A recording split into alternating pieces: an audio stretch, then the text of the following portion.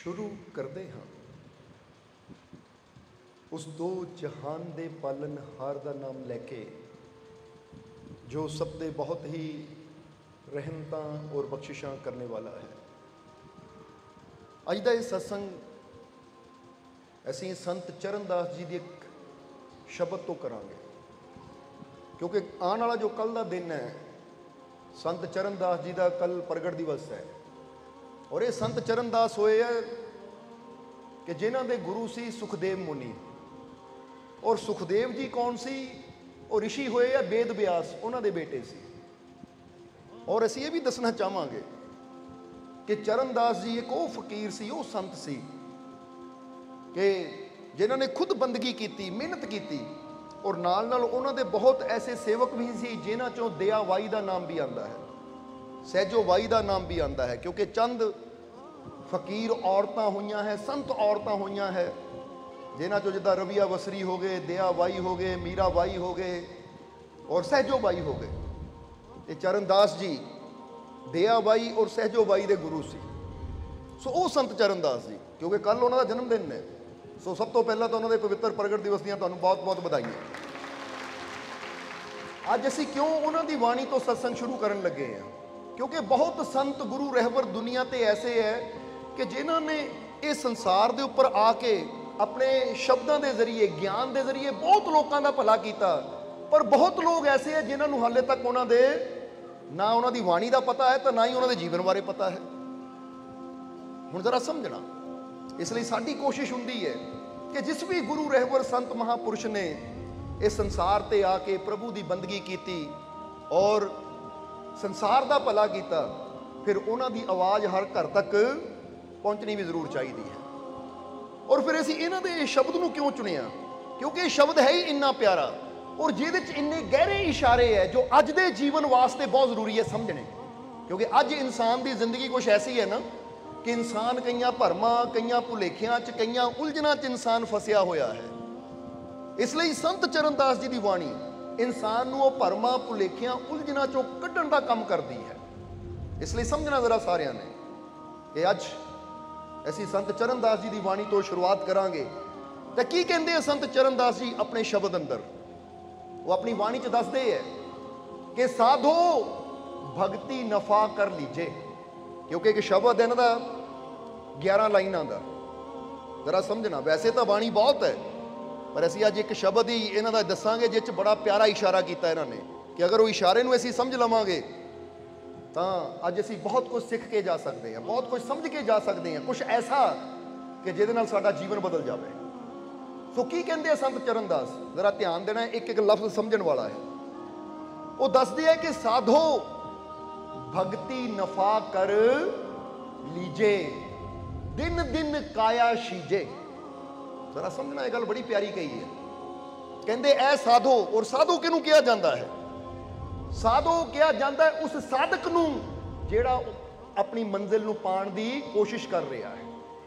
जिद्दां समझ लो कि एक इंसान परमात्मा नूं पाना चाहता है, प्रभु नूं पाना चाहता है और वो उस मार्ग ते चल रहा है, तो समझ लो वो साधना कर रहा है, अपने आप नूं साध रहा है। क्योंकि अपने आप नूं साधन का मतलब है अपनी कमियां नूं दूर करना। जिद्दां असीं कहीए ना कि एक तुसीं घर च देखदे हो कि औरत दाल सवारदी है, चावल सवारदी है, दाने सवारदी है, तो समझ लो दाणियां नूं साध रही है। साधन का मतलब उन्होंने शुद्ध कर रही है। उहदे अंदर जो कंकर पत्थर है वो कंकर पत्थर नूं निकाल रही है ताकि वो दाल या चावल खाण दे लायक बन सके। इसी तरह साधक कौन हुंदा है? साधो कौन हुंदा है? साधो वो हुंदा है जो साधना कर रहा है, अपने आप नूं साध रहा है कि मैं अपने जीवन दीयां कमियां नूं, अपने जीवन दीयां बुराइयां रूपी कंकरां नूं दूर कर देवां ताकि मैं अपने मालिक दे लायक बन सकां, अपने प्रभु दे लायक बन सकां और ये जीवन का पूरा आनंद लै सकां। जरा समझना, इहदा तुसीं एक गल सोचो कि अगर एक कटोरी दाल दी है, तुहानूं बड़ी भुख लगी हुई है, तुहानूं बड़ी भुख लगी हुई है, कटोरी दाल दी है, कोल रोटी है या चावल है, और तुसीं बड़ी खुशी दे नाल वो चावलों उपर दाल पाते हो या बुरकी रोटी दी तोड़ के दाल नूं लगा के खाते हो, तुहानूं बड़ी खुशी है कि बड़ी भुख लगी है, दाल की महक बड़ी अच्छी है, चावलों की महक बड़ी अच्छी है। ਹੁਣ ਤੁਸੀਂ ਜਿੱਦਾਂ ਹੀ ਬੁਰਕੀ ਤੋੜ ਕੇ ਮੂੰਹ 'ਚ ਪਾਉਂਦੇ ਹੋ ਜਾਂ ਚਾਵਲਾਂ ਨੂੰ ਦਾਲ ਦੇ ਨਾਲ ਮਿਕਸ ਕਰਕੇ ਮੂੰਹ 'ਚ ਪਾਉਂਦੇ ਹੋ ਤਾਂ ਅਚਾਨਕ ਕੰਕਰ ਆ ਜਾਂਦਾ ਹੈ। ਕੰਕਰ ਸਮਝਦੇ ਹੋ ਨਾ ਤੁਸੀਂ, ਕੋਈ ਰੋੜ ਆ ਜਾਂਦਾ ਹੈ ਮੂੰਹ 'ਚ ਕਿ ਦੰਦੀ ਵੜਦੇ ਹੋ ਨਾਲ ਹੀ ਦੰਦਾਂ ਥੱਲੇ ਕੜਿਕ ਤਕਲੀਫ ਹੁੰਦੀ ਹੈ ਤਾਂ ਤੁਹਾਡਾ ਸਾਰਾ ਮਜ਼ਾ ਖਰਾਬ ਹੋ ਜਾਂਦਾ ਹੈ। ਸਮਝਦੇ ਹੋ ਕਿ ਨਹੀਂ? ਭੁੱਖ ਜਿੰਨੀ ਮਰਜ਼ੀ ਲੱਗੀ ਹੋਵੇ, ਦਾਲ ਔਰ ਚਾਵਲ ਜਾਂ ਰੋਟੀ ਜਿੰਨੀ ਮਰਜ਼ੀ ਅੱਛੀ ਮਹਿਕ ਉਹ 'ਚੋਂ ਆਉਂਦੀ ਹੋਵੇ, ਪਰ ਅਗਰ ਉਹਦੇ ਅੰਦਰ ਕੰਕਰ ਪਏ ਹੈ ਤੇ ਅਸੀਂ ਉਹ ਦਾਲ ਦਾ ਰੋਟੀ ਦਾ ਸਵਾਦ ਨਹੀਂ ਲੈ ਸਕਦੇ। ਹੁਣ ਕਹਿੰਦੇ ਇੱਕ ਛੋਟਾ ਜਿਹਾ ਕੰਕਰ ਜਾਂ 2-4 ਕੰਕਰ ਹੀ ਰੋਟੀ ਖਾਂਦੇ ਖਾਂਦੇ ਰੇਤ ਦੇ ਮੂੰਹ 'ਚ ਆ ਜਾਣ ਤਾਂ ਭੋਜਨ ਦਾ ਸਵਾਦ ਖਰਾਬ ਕਰ ਦਿੰਦੇ ਹੈ। ਤਾਂ ਜ਼ਰਾ ਸੋਚੋ, ਜੇ ਸਾਡੇ ਜੀਵਨ 'ਚ ਇਹ ਬੁਰਾਈਆਂ ਦੇ, ਬੁਰੇ ਅਮਲਾਂ ਦੇ, ਬੁਰੀ ਕਰਨੀ ਦੇ ਕੰਕਰ ਪੱਥਰ ਹੋਣਗੇ ਤਾਂ ਫਿਰ ਅਸੀਂ ਆਪਣੇ ਜੀਵਨ ਦਾ ਸਵਾਦ ਕਿੱਥੋਂ ਲੈ ਪਾਵਾਂਗੇ? ਇਸ ਲਈ ਕਿਸੇ ਵੀ ਚੀਜ਼ ਦਾ ਸਵਾਦ ਅਗਰ ਲੈਣਾ ਹੈ ਤਾਂ ਸ਼ਰਤ ਇਹ ਹੁੰਦੀ ਹੈ ਕਿ ਸਵਾਦ ਅਸੀਂ ਉਸੇ ਚੀਜ਼ ਦਾ ਲੈ ਸਕਦੇ ਜੋ ਸਾਫ਼ ਹੋਵੇ, ਸ਼ੁੱਧ ਹੋਵੇ। ਜਿਹਦੇ ਅੰਦਰ ਮਿਲਾਵਟ ਹੋਵੇ ਜਾਂ ਜਿਹੜੇ ਅੰਦਰ ਕੋਈ ਖਰਾਬੀ ਹੋਵੇ ਉਹਦਾ ਸਵਾਦ ਬੰਦਾ ਕਦੀ ਲੈ ਹੀ ਨਹੀਂ ਪਾਉਂਦਾ। ਜਰਾ ਸੋਚ ਕੇ ਦੇਖੋ, ਚਾਹੇ ਕੋਈ ਵੀ ਖਾਣ ਵਾਲੀ ਚੀਜ਼ ਹੈ, ਪੀਣ ਵਾਲੀ ਚੀਜ਼ ਹੈ, ਅਗਰ ਉਹਦੇ ਅੰਦਰ ਮਿਲਾਵਟ ਹੋਵੇ ਤਾਂ ਬੰਦਾ ਸਵਾਦ ਲੈ ਪਾਏਗਾ? ਬਲਕਿ ਉਹਦਾ ਫਾਇਦਾ ਹੋਣ ਦੀ ਬਜਾਏ ਉਲਟਾ ਕਿਤੇ ਨਾ ਕਿਤੇ ਨੁਕਸਾਨ ਹੁੰਦਾ ਹੈ। ਇਸੇ ਤਰ੍ਹਾਂ ਅੱਜ ਇਨਸਾਨ ਆਪਣੇ ਜੀਵਨ ਦਾ ਫਾਇਦਾ ਕਿਉਂ ਨਹੀਂ ਲੈ ਪਾਉਂਦਾ ਜਾਂ ਆਪਣੇ ਜੀਵਨ ਦੇ ਅੰਦਰ ਆਨੰਦ, ਖੁਸ਼ੀ, ਸ਼ਾਂਤੀ, ਸਕੂਨ ਕਿਉਂ ਨਹੀਂ ਲੈ ਪਾਉਂਦਾ? ਉਹਦਾ ਕਾਰਨ ਇਹੀ ਹੈ ਕਿ ਅੱਜ ਇਨਸਾਨ ਨੂੰ ਜਿੱਦਾਂ ਦਾ ਪ੍ਰਮਾਤਮਾ ਨੇ ਜੀਵਨ ਦਿੱਤਾ ਸੀ ਨਾ, ਉਹ ਇਨਸਾਨ ਉਦਾਂ ਦਾ ਜੀਵਨ ਜੀਣ ਦੀ ਬਜਾਏ ਇਨਸਾਨ ਨੇ ਆਪਣੇ ਜੀਵਨ 'ਚ ਵਿਸ਼ਿਆਂ ਦੀ, ਵਿਕਾਰਾਂ ਦੀ, ਬੁਰਾਈਆਂ ਦੀ ਕਿੰਨੀ ਮਿਲਾਵਟ ਕੀਤੀ ਹੋਈ ਹੈ। ਕਿਉਂਕਿ ਪ੍ਰਮਾਤਮਾ ਸਾਨੂੰ ਕੀ ਦਿੰਦਾ ਹੈ? ਪ੍ਰਮਾਤਮਾ ਤਾਂ ਸ਼ੁੱਧ ਦਿੰਦਾ ਹੈ। ਸ਼ੁੱਧ ਦਿੰਦਾ ਹੈ ਕਿ ਨਹੀਂ? ਇੱਕ ਗਾਂ ਦੇ ਕੋਲੋਂ ਜਾਂ ਮੱਝ ਦੇ ਕੋਲੋਂ ਜਦੋਂ ਅਸੀਂ ਦੁੱਧ ਦੋਂਦੇ ਆ, ਦੁੱਧ ਲੈਂਦੇ ਆ, ਉਹ ਸ਼ੁੱਧ ਹੁੰਦਾ ਹੈ। ਪਰ ਜੇ ਉਹਦੇ 'ਚ ਪਾਣੀ ਮਿਕਸ ਕਰ ਦਿਓ ਜਾਂ ਹੋਰ ਚੀਜ਼ ਮਿਕਸ ਕਰ ਦਿਓ ਤਾਂ ਫਿਰ ਹੋ ਗਈ, ਕਹਿ ਦਿਓ, ਮਿਲਾਵਟ। ਇੱਕ ਫਰੂਟ ਅਸੀਂ ਤੋੜਦੇ ਆ, ਬ੍ਰਿਕਸ਼ ਤੋਂ ਪੱਕਿਆ ਹੋਇਆ, ਪ੍ਰਮਾਤਮਾ ਸ਼ੁੱਧ ਦਿੰਦਾ ਹੈ, ਪਰ ਹੁਣ ਉੱਤੇ ਕੈਮੀਕਲ ਲਾ ਦਿਓ ਜਾਂ ਉਹਦਾ ਜੂਸ ਬਣਾਉਣ ਲੱਗਿਆਂ ਵਿੱਚ ਕੈਮੀਕਲ ਪਾ ਦਿਓ। ਉਹ ਸਾਰੀ ਮਿਲਾਵਟ ਕੌਣ ਕਰਦਾ ਹੈ? ਕੁਦਰਤ ਨਹੀਂ ਕਰਦੀ, ਉਹ ਮਿਲਾਵਟ ਕੌਣ ਕਰਦਾ ਹੈ? ਇਨਸਾਨ ਕਰਦਾ ਹੈ। ਇਸੇ ਤਰ੍ਹਾਂ ਜਦੋਂ ਪ੍ਰਮਾਤਮਾ ਸਾਨੂੰ ਇਹ ਜੀਵਨ ਦਿੰਦਾ ਹੈ ਤਾਂ ਸਮਝ ਲਓ ਇਹ ਜ਼ਿੰਦਗੀ ਉਸ ਮਾਲਿਕ ਨੇ ਦਿੱਤੀ ਹੈ। ਉਹ ਤਾਂ ਸਾਨੂੰ ਸ਼ੁੱਧ ਬਣਾ ਕੇ, ਸਾਫ਼ ਬਣਾ ਕੇ ਭੇਜਦਾ ਹੈ। ਜਿੱਦਾਂ ਕਬੀਰ ਸਾਹਿਬ ਨੇ ਕਿਹਾ ਨਾ ਕਿ ਝੀਨੀ ਵੀਨੀ ਬਿਨੀ ਰੇ ਚਦਰੀਆ, ਕਿ ਪ੍ਰਮਾਤਮਾ ਨੇ ਤੇ ਬੜੀ ਪਿਆਰੀ ਚਾਦਰ ਬਿਨ ਕੇ ਭੇਜੀ, ਬੀਨ ਕੇ ਬਣਾ ਕੇ ਭੇਜੀ ਸੀ ਦੁਨੀਆ ਤੇ ਸਾਡੀ ਜ਼ਿੰਦਗੀ ਦੀ। ਪਰ ਅਸੀਂ ਕੀ ਕਰਦੇ ਹਾਂ? ਅਸੀਂ ਇੱਥੇ ਦਾਗ ਲਗਾਉਂਦੇ ਚਲੇ ਜਾਂਦੇ ਹਾਂ। ਇਸ ਲਈ ਉਹ ਕਹਿੰਦੇ ਕਿ ਸਮਝਦਾਰ ਉਹ ਹੁੰਦਾ ਹੈ ਕਿ ਜਿਉਂ ਕੀ ਤਿਉਂ ਧਰ ਦੀਨੀ ਰੇ ਚਦਰੀਆ, ਕਿ ਸਮਝਦਾਰ ਤਾਂ ਉਹ ਹੁੰਦਾ ਕਿ ਜਿੱਦਾਂ ਦੀ ਸ਼ੁੱਧ ਚਾਦਰ ਪ੍ਰਮਾਤਮਾ ਨੇ ਸਾਨੂੰ ਦਿੱਤੀ ਹੈ ਉਦਾਂ ਦੀ ਸ਼ੁੱਧ ਉਹਨੂੰ ਵਾਪਸ ਕਰੀਏ ਤਾਂ ਫਿਰ ਉਹ ਖੁਸ਼ ਹੁੰਦਾ ਹੈ। ਸੋ ਇਸ ਲਈ ਸਾਧੋ, ਇਹ ਜਰਾ ਗੌਰ ਕਰਨਾ ਇਸ ਸ਼ਬਦ ਤੇ ਕਿ ਸਾਧੋ ਦਾ ਮਤਲਬ ਇਹ ਨਹੀਂ ਹੁੰਦਾ ਕਿ ਜੰਗਲਾਂ 'ਚ ਜਾ ਕੇ, ਗੁਫਾਵਾਂ 'ਚ ਬਹਿ ਕੇ ਸਾਧਨਾ ਕਰਨ ਵਾਲਾ ਸਾਧੋ ਹੈ। ਸਾਧੋ ਦਾ ਮਤਲਬ ਹੈ ਕਿ ਜੇ ਤੁਸੀਂ ਘਰ ਪਰਿਵਾਰ 'ਚ ਰਹਿੰਦੇ ਆ, ਕੰਮਕਾਰ ਕਰਦੇ ਆ, ਇਹ ਪਰਿਵਾਰਿਕ ਲਾਈਫ ਜੀਂਦੇ ਆ, ਕੋਸ਼ਿਸ਼ ਕਰਦੇ ਹੋ ਦਿਨ ਪ੍ਰਤੀ ਦਿਨ ਕਿ ਮੈਂ ਆਪਣੀਆਂ ਕਮੀਆਂ ਨੂੰ ਦੂਰ ਕਰਾਂ, ਆਪਣੀਆਂ ਬੁਰਾਈਆਂ ਨੂੰ ਦੂਰ ਕਰਾਂ।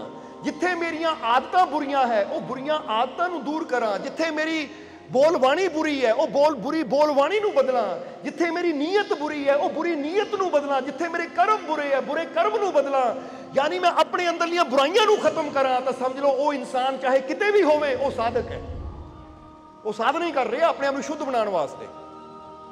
ਇਸ ਲਈ ਇਹ ਯਾਦ ਰੱਖਣਾ ਕਿ ਬਿਨਾਂ ਸਾਧਕ ਬਣਿਆ, ਬਿਨਾਂ ਆਪਣੇ ਆਪ ਨੂੰ ਸ਼ੁੱਧ ਕੀਤਿਆਂ ਅਸੀਂ ਇਹ ਜੀਵਨ ਦਾ ਆਨੰਦ ਨਹੀਂ ਲੈ ਸਕਦੇ, ਪ੍ਰਭੂ ਦੀਆਂ ਰਹਿਮਤਾਂ ਦਾ ਆਨੰਦ ਨਹੀਂ ਲੈ ਸਕਦੇ। ਇਸ ਲਈ ਅਗਰ ਜੀਵਨ ਦਾ ਆਨੰਦ ਲੈਣਾ ਹੈ ਤਾਂ ਅੱਜ ਤੋਂ ਹੀ ਆਪਣੀਆਂ ਕਮੀਆਂ ਨੂੰ ਜਾਣੋ, ਸਮਝੋ ਔਰ ਉਹਨਾਂ ਨੂੰ ਦੂਰ ਕਰਨ ਦੀ ਕੋਸ਼ਿਸ਼ ਕਰੋ। ਫਿਰ ਅਸੀਂ ਜੀਵਨ ਦਾ ਪੂਰਾ ਆਨੰਦ ਲਵਾਂਗੇ। ਕਿਉਂਕਿ ਫਿਰ ਕਵਾਂਗੇ ਕਿ ਦਾਲ ਸਬਜ਼ੀ ਕੋਈ ਵੀ ਚੀਜ਼ ਲੈਣੀ ਹੋਵੇ ਅਸੀਂ ਸਾਫ਼ ਸੁਥਰੀ ਲੈਂਦੇ ਹਾਂ ਕਿ ਭਾਈ ਦਾਲ ਸਾਫ਼ ਹੈ, ਚਾਵਲ ਸਾਫ਼ ਹੈ, ਆਟਾ ਸਾਫ਼ ਹੈ, ਕੋਈ ਸੁੰਡੀ ਤਾਂ ਨਹੀਂ, ਕੋਈ ਕੀੜਾ ਤਾਂ ਨਹੀਂ, ਕੋਈ ਇਹਦੇ 'ਚ ਮਿਲਾਵਟ ਤਾਂ ਨਹੀਂ। ਕਿਉਂਕਿ ਸਾਨੂੰ ਪਤਾ ਹੈ ਕਿ ਸ਼ੁੱਧ ਚੀਜ਼ ਚਾਹੀਦੀ ਹੈ, ਸਾਨੂੰ ਫਾਇਦਾ ਦੇਗੀ। ਤਾਂ ਜਿੱਥੇ ਅਸੀਂ ਹਰ ਚੀਜ਼ ਅੱਛੀ ਲੱਭਦੇ ਹਾਂ, ਕੱਪੜਾ ਅੱਛਾ ਹੋਵੇ, ਭੋਜਨ ਅੱਛਾ ਹੋਵੇ, ਦਾਲ ਅੱਛੀ ਹੋਵੇ, ਚਾਵਲ ਅੱਛੇ ਹੋਣ, ਸ਼ੁੱਧ ਹੋਣ, ਤਾਂ ਉੱਥੇ ਸਭ ਤੋਂ ਬੜੀ ਕੋਸ਼ਿਸ਼ ਸਾਨੂੰ ਇਹ ਵੀ ਕਰਨੀ ਚਾਹੀਦੀ ਕਿ ਮੇਰਾ ਜੀਵਨ ਵੀ ਅੱਛਾ ਹੋਵੇ, ਮੇਰਾ ਜੀਵਨ ਵੀ ਸ਼ੁੱਧ ਹੋਵੇ, ਮੇਰੇ ਜੀਵਨ ਦੀਆਂ ਕਮੀਆਂ ਵੀ ਦੂਰ ਹੋਣ। ਕਿਉਂਕਿ ਇਹ ਗੱਲ ਯਾਦ ਰੱਖੋ ਹਮੇਸ਼ਾ, ਚਾਵਲ ਚਾਹੇ ਉੱਚੀ ਕੁਆਲਿਟੀ ਦੇ ਚਾਹੇ ਨੀਵੀਂ ਕੁਆਲਿਟੀ ਦੇ ਹੈ, ਉੱਥੇ ਨੀਵੀਂ ਕੁਆਲਿਟੀ ਚੱਲ ਜਾਏਗੀ। ਪਰ ਜੇ ਜੀਵਨ ਨੀਵੀਂ ਕੁਆਲਿਟੀ ਦਾ ਹੋਇਆ ਤਾਂ ਇਹ ਜੀਵਨ ਨਹੀਂ ਚੱਲੇਗਾ, ਇਹ 'ਚ ਆਨੰਦ ਨਹੀਂ ਆਏਗਾ, ਸਕੂਨ ਨਹੀਂ ਆਏਗਾ, ਖੁਸ਼ੀ ਨਹੀਂ ਆਏਗੀ। ਜਦੋਂ ਜੀਵਨ ਦੀ ਕੁਆਲਿਟੀ ਅੱਛੀ ਹੋਏਗੀ, ਜੀਵਨ ਦੇ ਕਰਮ ਅੱਛੇ ਹੋਣਗੇ, ਤਾਂ ਫਿਰ ਰੋਟੀ ਰੁੱਖੀ ਵੀ ਸਵਾਦ ਦਿੰਦੀ ਹੈ। ਫਿਰ ਤਾਂ ਬਾਬਾ ਫਰੀਦ ਕਹਿੰਦੇ ਨਾ, ਰੁੱਖੀ ਸੁੱਖੀ ਖਾਈ ਕੇ ਠੰਡਾ ਪਾਣੀ ਪੀ। ਫਿਰ ਤਾਂ ਰੁੱਖੀ ਵੀ ਖਾਏਗਾ। ਜਦੋਂ ਕਰਨੀ ਅੱਛੀ ਹੋਏਗੀ, ਤੇਰੇ ਅੰਦਰ ਉਹ ਸੰਤੁਸ਼ਟੀ ਹੋਏਗੀ ਕਿ ਮੈਂ ਚਾਹੇ ਰੁੱਖੀ ਖਾ ਰਿਹਾ ਹਾਂ, ਪਰ ਕਿਸੇ ਦਾ ਹੱਕ ਖੋ ਕੇ ਨਹੀਂ ਖਾ ਰਿਹਾ, ਕਿਸੇ ਦੇ ਜ਼ੁਲਮ ਕਰਕੇ ਨਹੀਂ ਖਾ ਰਿਹਾ, ਕਿਸੇ ਦਾ ਬੁਰਾ ਕਰਕੇ ਨਹੀਂ ਖਾ ਰਿਹਾ, ਹੱਕ ਹਲਾਲ ਦੀ ਖਾ ਰਿਹਾ, ਚਾਹੇ ਰੁੱਖੀ ਖਾ ਰਿਹਾ ਹੈ। ਉਹ ਸੰਤੁਸ਼ਟੀ ਹੋਏਗੀ, ਖੁਸ਼ੀ ਹੋਏਗੀ ਅੰਦਰ। ਔਰ ਉਸ ਵਿੱਚ, ਉਹ ਰੁੱਖੀ ਵਿੱਚ ਬੰਦਾ ਵੀ ਖੁਸ਼ ਹੋਏਗਾ ਤਾਂ ਉਹਦਾ ਰੱਬ ਵੀ ਖੁਸ਼ ਹੋਏਗਾ। ਤਾਂ ਕਿਸੇ ਨਾਲ ਹੇਰਾ ਫੇਰੀ ਕਰਕੇ, ਠਗੀ ਕਰਕੇ, ਚੋਰੀ ਕਰਕੇ 36 ਪ੍ਰਕਾਰ ਦੇ ਪਕਵਾਨ ਭਰ ਲਈ ਥਾਲੀ ਕਿ ਲੈ ਵੀ ਖੀਰ ਵੀ ਹੈ, ਪੂੜੀਆਂ ਵੀ ਹੈ, ਯਾਨੀ ਸਭ ਕੁਝ ਹੀ ਹੈ। ਉਹ ਖਾ ਤੁਸੀਂ ਜ਼ਰੂਰ ਲਓਗੇ।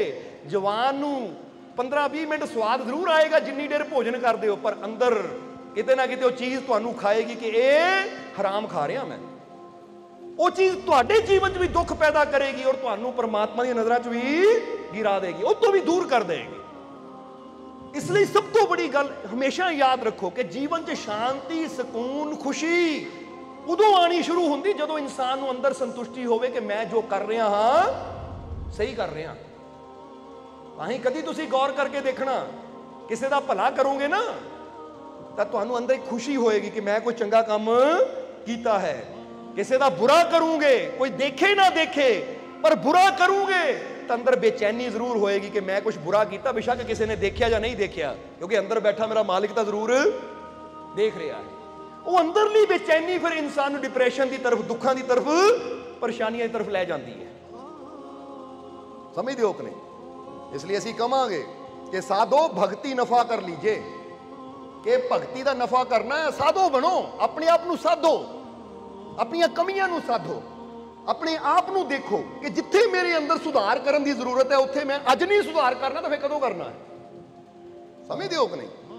ਹੁਣ ਬੱਚੇ ਨੂੰ ਆਪਾਂ ਸਿਖਾਉਂਦੇ ਨਾ ਕਿ ਏ ਲਿਖ, ਬੀ ਲਿਖ, ਸੀ ਲਿਖ, ਜਾਂ ਕਾ ਖਾ ਲਿਖ, ਜਾਂ ਊੜਾ ਐੜਾ ਲਿਖ, ਤਾਂ ਬੱਚਾ ਕਈ ਵਾਰ ਏ ਲਿਖਦਾ ਲਾਈਨ ਐਵੇਂ ਕਰ ਦਿੰਦਾ, ਐਵੇਂ ਕਰ ਦਿੰਦਾ ਹੈ। ਵੀ ਅਸੀਂ ਬੱਚੇ ਨੂੰ ਕੀ ਕਹਿੰਦੇ, ਬੇਟਾ ਸਹੀ ਕਰ।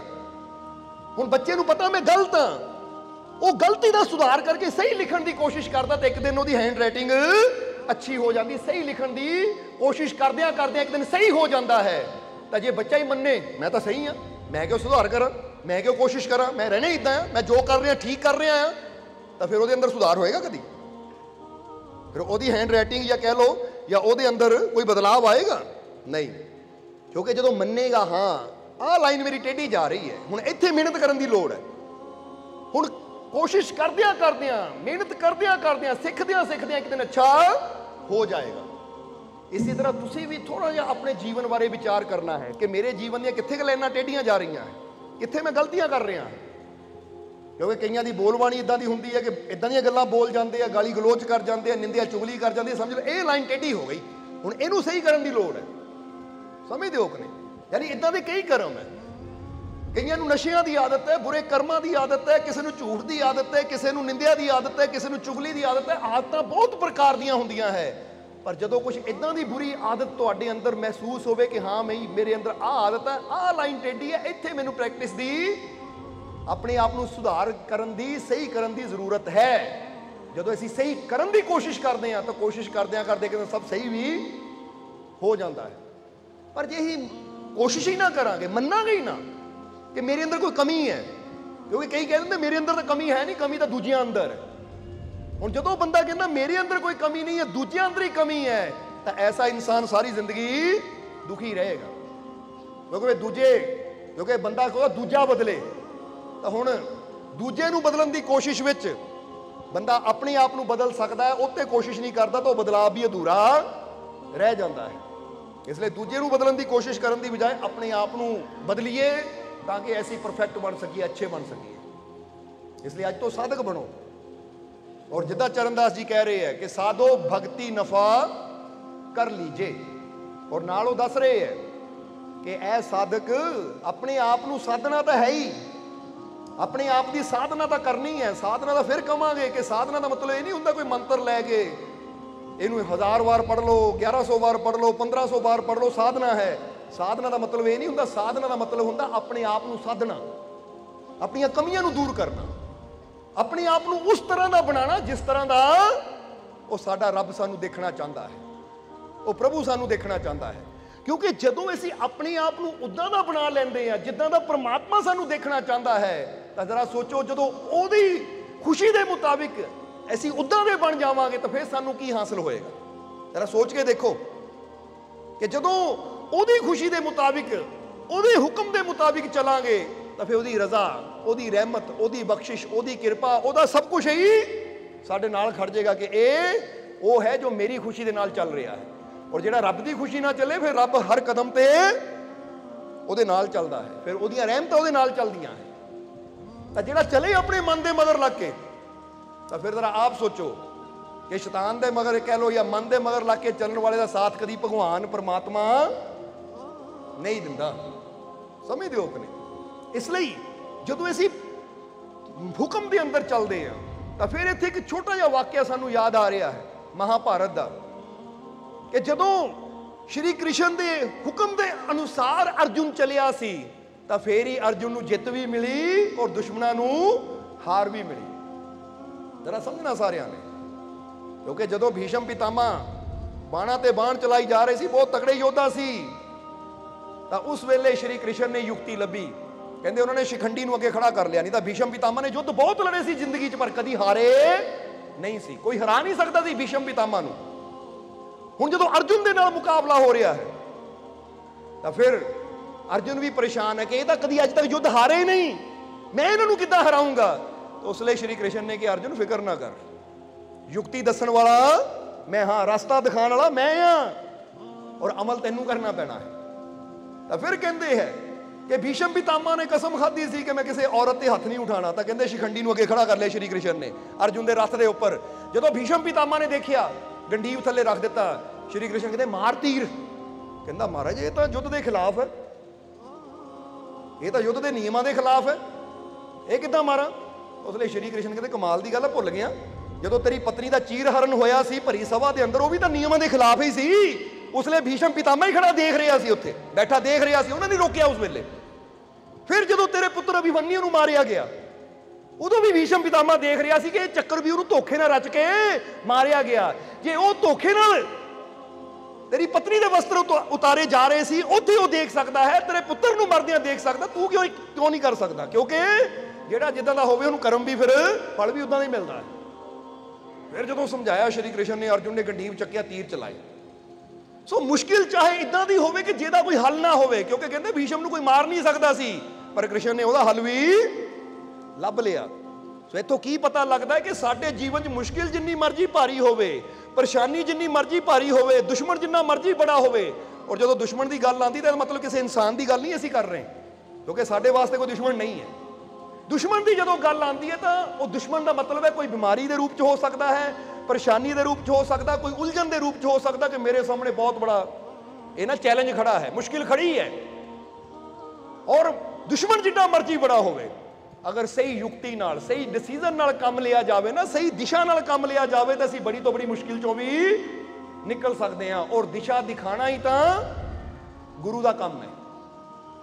समझदे हो कि नहीं?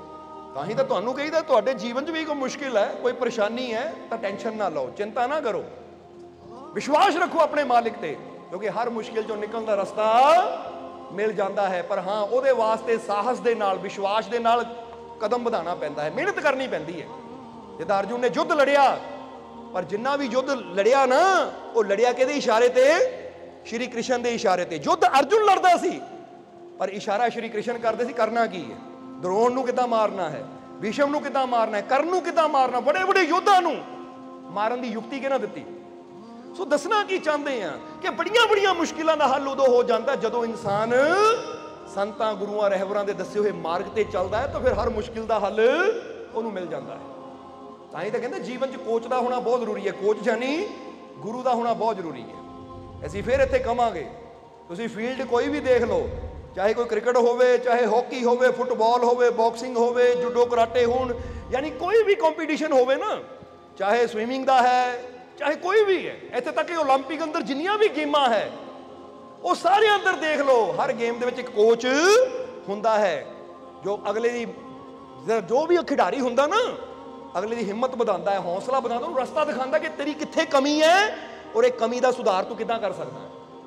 और फिर वो कोच के दसे हुए रस्ते से चल के वो साधारण जिहा खिलाड़ी भी एक दिन महान बन जाता है। समझते हो कि नहीं? हुण इसी तरह साडी लाइफ के अंदर कोच का मतलब की हुंदा? गुरु, सानू दिशा दिखाने वाला, सानू सही डिसीजन लैण की पावर देने वाला, सानू सही मार्ग ते चलाने वाला, साडे वास्ते की अच्छा है की बुरा है, सानू एक ज्ञान देने वाला ही गुरु हुंदा है। जिहदे कोल गुरु होवे और गुरु दे दसे हुए रास्ते के मुताबिक जदों चलदा है तो फिर जिद्दां दस्सिया ते अर्जुन ने श्री कृष्ण के दसे हुए रास्ते नूं अपनाया तो विजय, कामयाबी, सफलता अर्जुन नूं मिली। इसी तरह असीं भी जीवन दे विच हर मुश्किल नूं हरा सकते हैं, हर परेशानी नूं हरा सकते हैं, बस सानू भी ये जीवन च वो मुर्शद, वो सतगुर, वो गुरु की जरूरत है जो सानू सही दिशा दे सके। इसलिए फिर कहांगे साधो भक्ति नफा कर लीजिए कि इत्थे दसिया चरणदास जी ने कि ऐ प्यारिया अपने आप नूं तां साधना ही है, अपनियां कमियां नूं तां दूर करना ही है, उहदे नाल नाल इह संसार का जो सब तो बड़ा नफा है वह भी करना है। इस संसार का सब तो बड़ा नफा, नफा का मतलब समझते हो? एक होंदा नफा, एक होंदा नुकसान। बंदा कहता इस बड़ा नफा है, नफा यानी फायदा, लाभ, और नुकसान यानी घाटा। वो कहते दुनिया ते जे तेनू जिंदगी मिली है ना तो अपने आप नू साधना भी है, हर दिन अपनियां कमियां नू दूर करने की कोशिश करनी है। क्योंकि बेस्ट बंदा कदों बनता जो अपनियां कमियां नू रोज समझ के दूर करने की कोशिश करता है। समझ आ रही कि नहीं? ये सोच के देखो, जे अज किसी भी असी चाहे बिजनेसमैन नू, खिडारी नू, चाहे किसी भी गुरु रहबर के जीवन में असी देख लीए, उन्होंने तप किया, तपस्या की, और फिर कहांगे तप का मतलब यही नहीं होंदा कि अग दे विच बह के तप करना। तप का मतलब होंदा है कि अपने आप नू तपाया, अपने आप नू वो कठिन परीक्षा विच दी गुजारिया जिथे उन्हां दी सारियां कमियां दूर होंदियां चलियां गईयां। हर तरह की तकलीफ चली, भुखे रह के, प्यासे रह के भी उन्होंने हर तरह ना अपने मन नू, अपनियां बुराइयां नू कंट्रोल करने की कोशिश की, तो फिर जाके उन्होंने अंदर वो मुकाम ते पहुंचे, वो शक्ति आई कि वो आप भी उन्होंने आनंद लिया जीवन का, तो दूजिया भी आनंद नाल जीण की कला सिखाई। सो कमियां नू दूर करके ही बंदा एक दिन संपूर्ण होंदा है। समझना जरा सारिਆਂ ने। इसलिए पहला पॉइंट है याद रखना कि असीं भी अपने जीवन च साधक बनना है, साधना अपने आप में, जिथे साडी बोल बाणी च, साडियां आदतां विच, साडे खान पान च, साडे जीवन जीवन दे नियम च जिथे कमी है ना, जिथे कमी है उहदा सुधार करना है। और फिर दसिया सब तो बड़ा नफा भी करना है, क्योंकि की दसदे है संत चरणदास जी के सब तो बड़ा नफा केड़ा है? साधो भक्ति नफा कर लीजे, दिन दिन काया शीजे। जरा हम समझना, वो कहते आ जिहड़ी तेरी काया है ना दिन प्रति दिन छिजदी जा रही है। छिजण का मतलब समझते हो कि नहीं? ऐसी कोई कपड़ा लेंदे ना, नवा हुंदा है, फिर हौली हौली वो कपड़ा घसदा है, पुराना हुंदा, ते छिजण का मतलब है हुण देख ये हौली हौली फटदा चला जा रहा। छिजण का मतलब मड़िया खिंचिया फट गया। छिजण का मतलब यही हुंदा है कि दिन प्रति दिन तेरी काया भी कमजोर होंदी जा रही है। छिजण का मतलब है कमजोर होना, क्योंकि नवा कपड़ा बड़ा मजबूत हुंदा, खिंचो फटदा नहीं, पर वही कपड़ा धो के साल 2 साल बाद इन्ना घस जाता कि माड़ा खिंचो तो नाल ही फट जाता है, वो सुराख होने शुरू हो जाते, उन्होंने कहते कपड़ा छिज गया, कमजोर हो गया। इसी तरह वो दस रहे कि तेरी काया रूपी कपड़ा भी दिन दिन काया शीजे, दिन प्रति दिन तेरी काया कमजोर पैंदी जा रही है।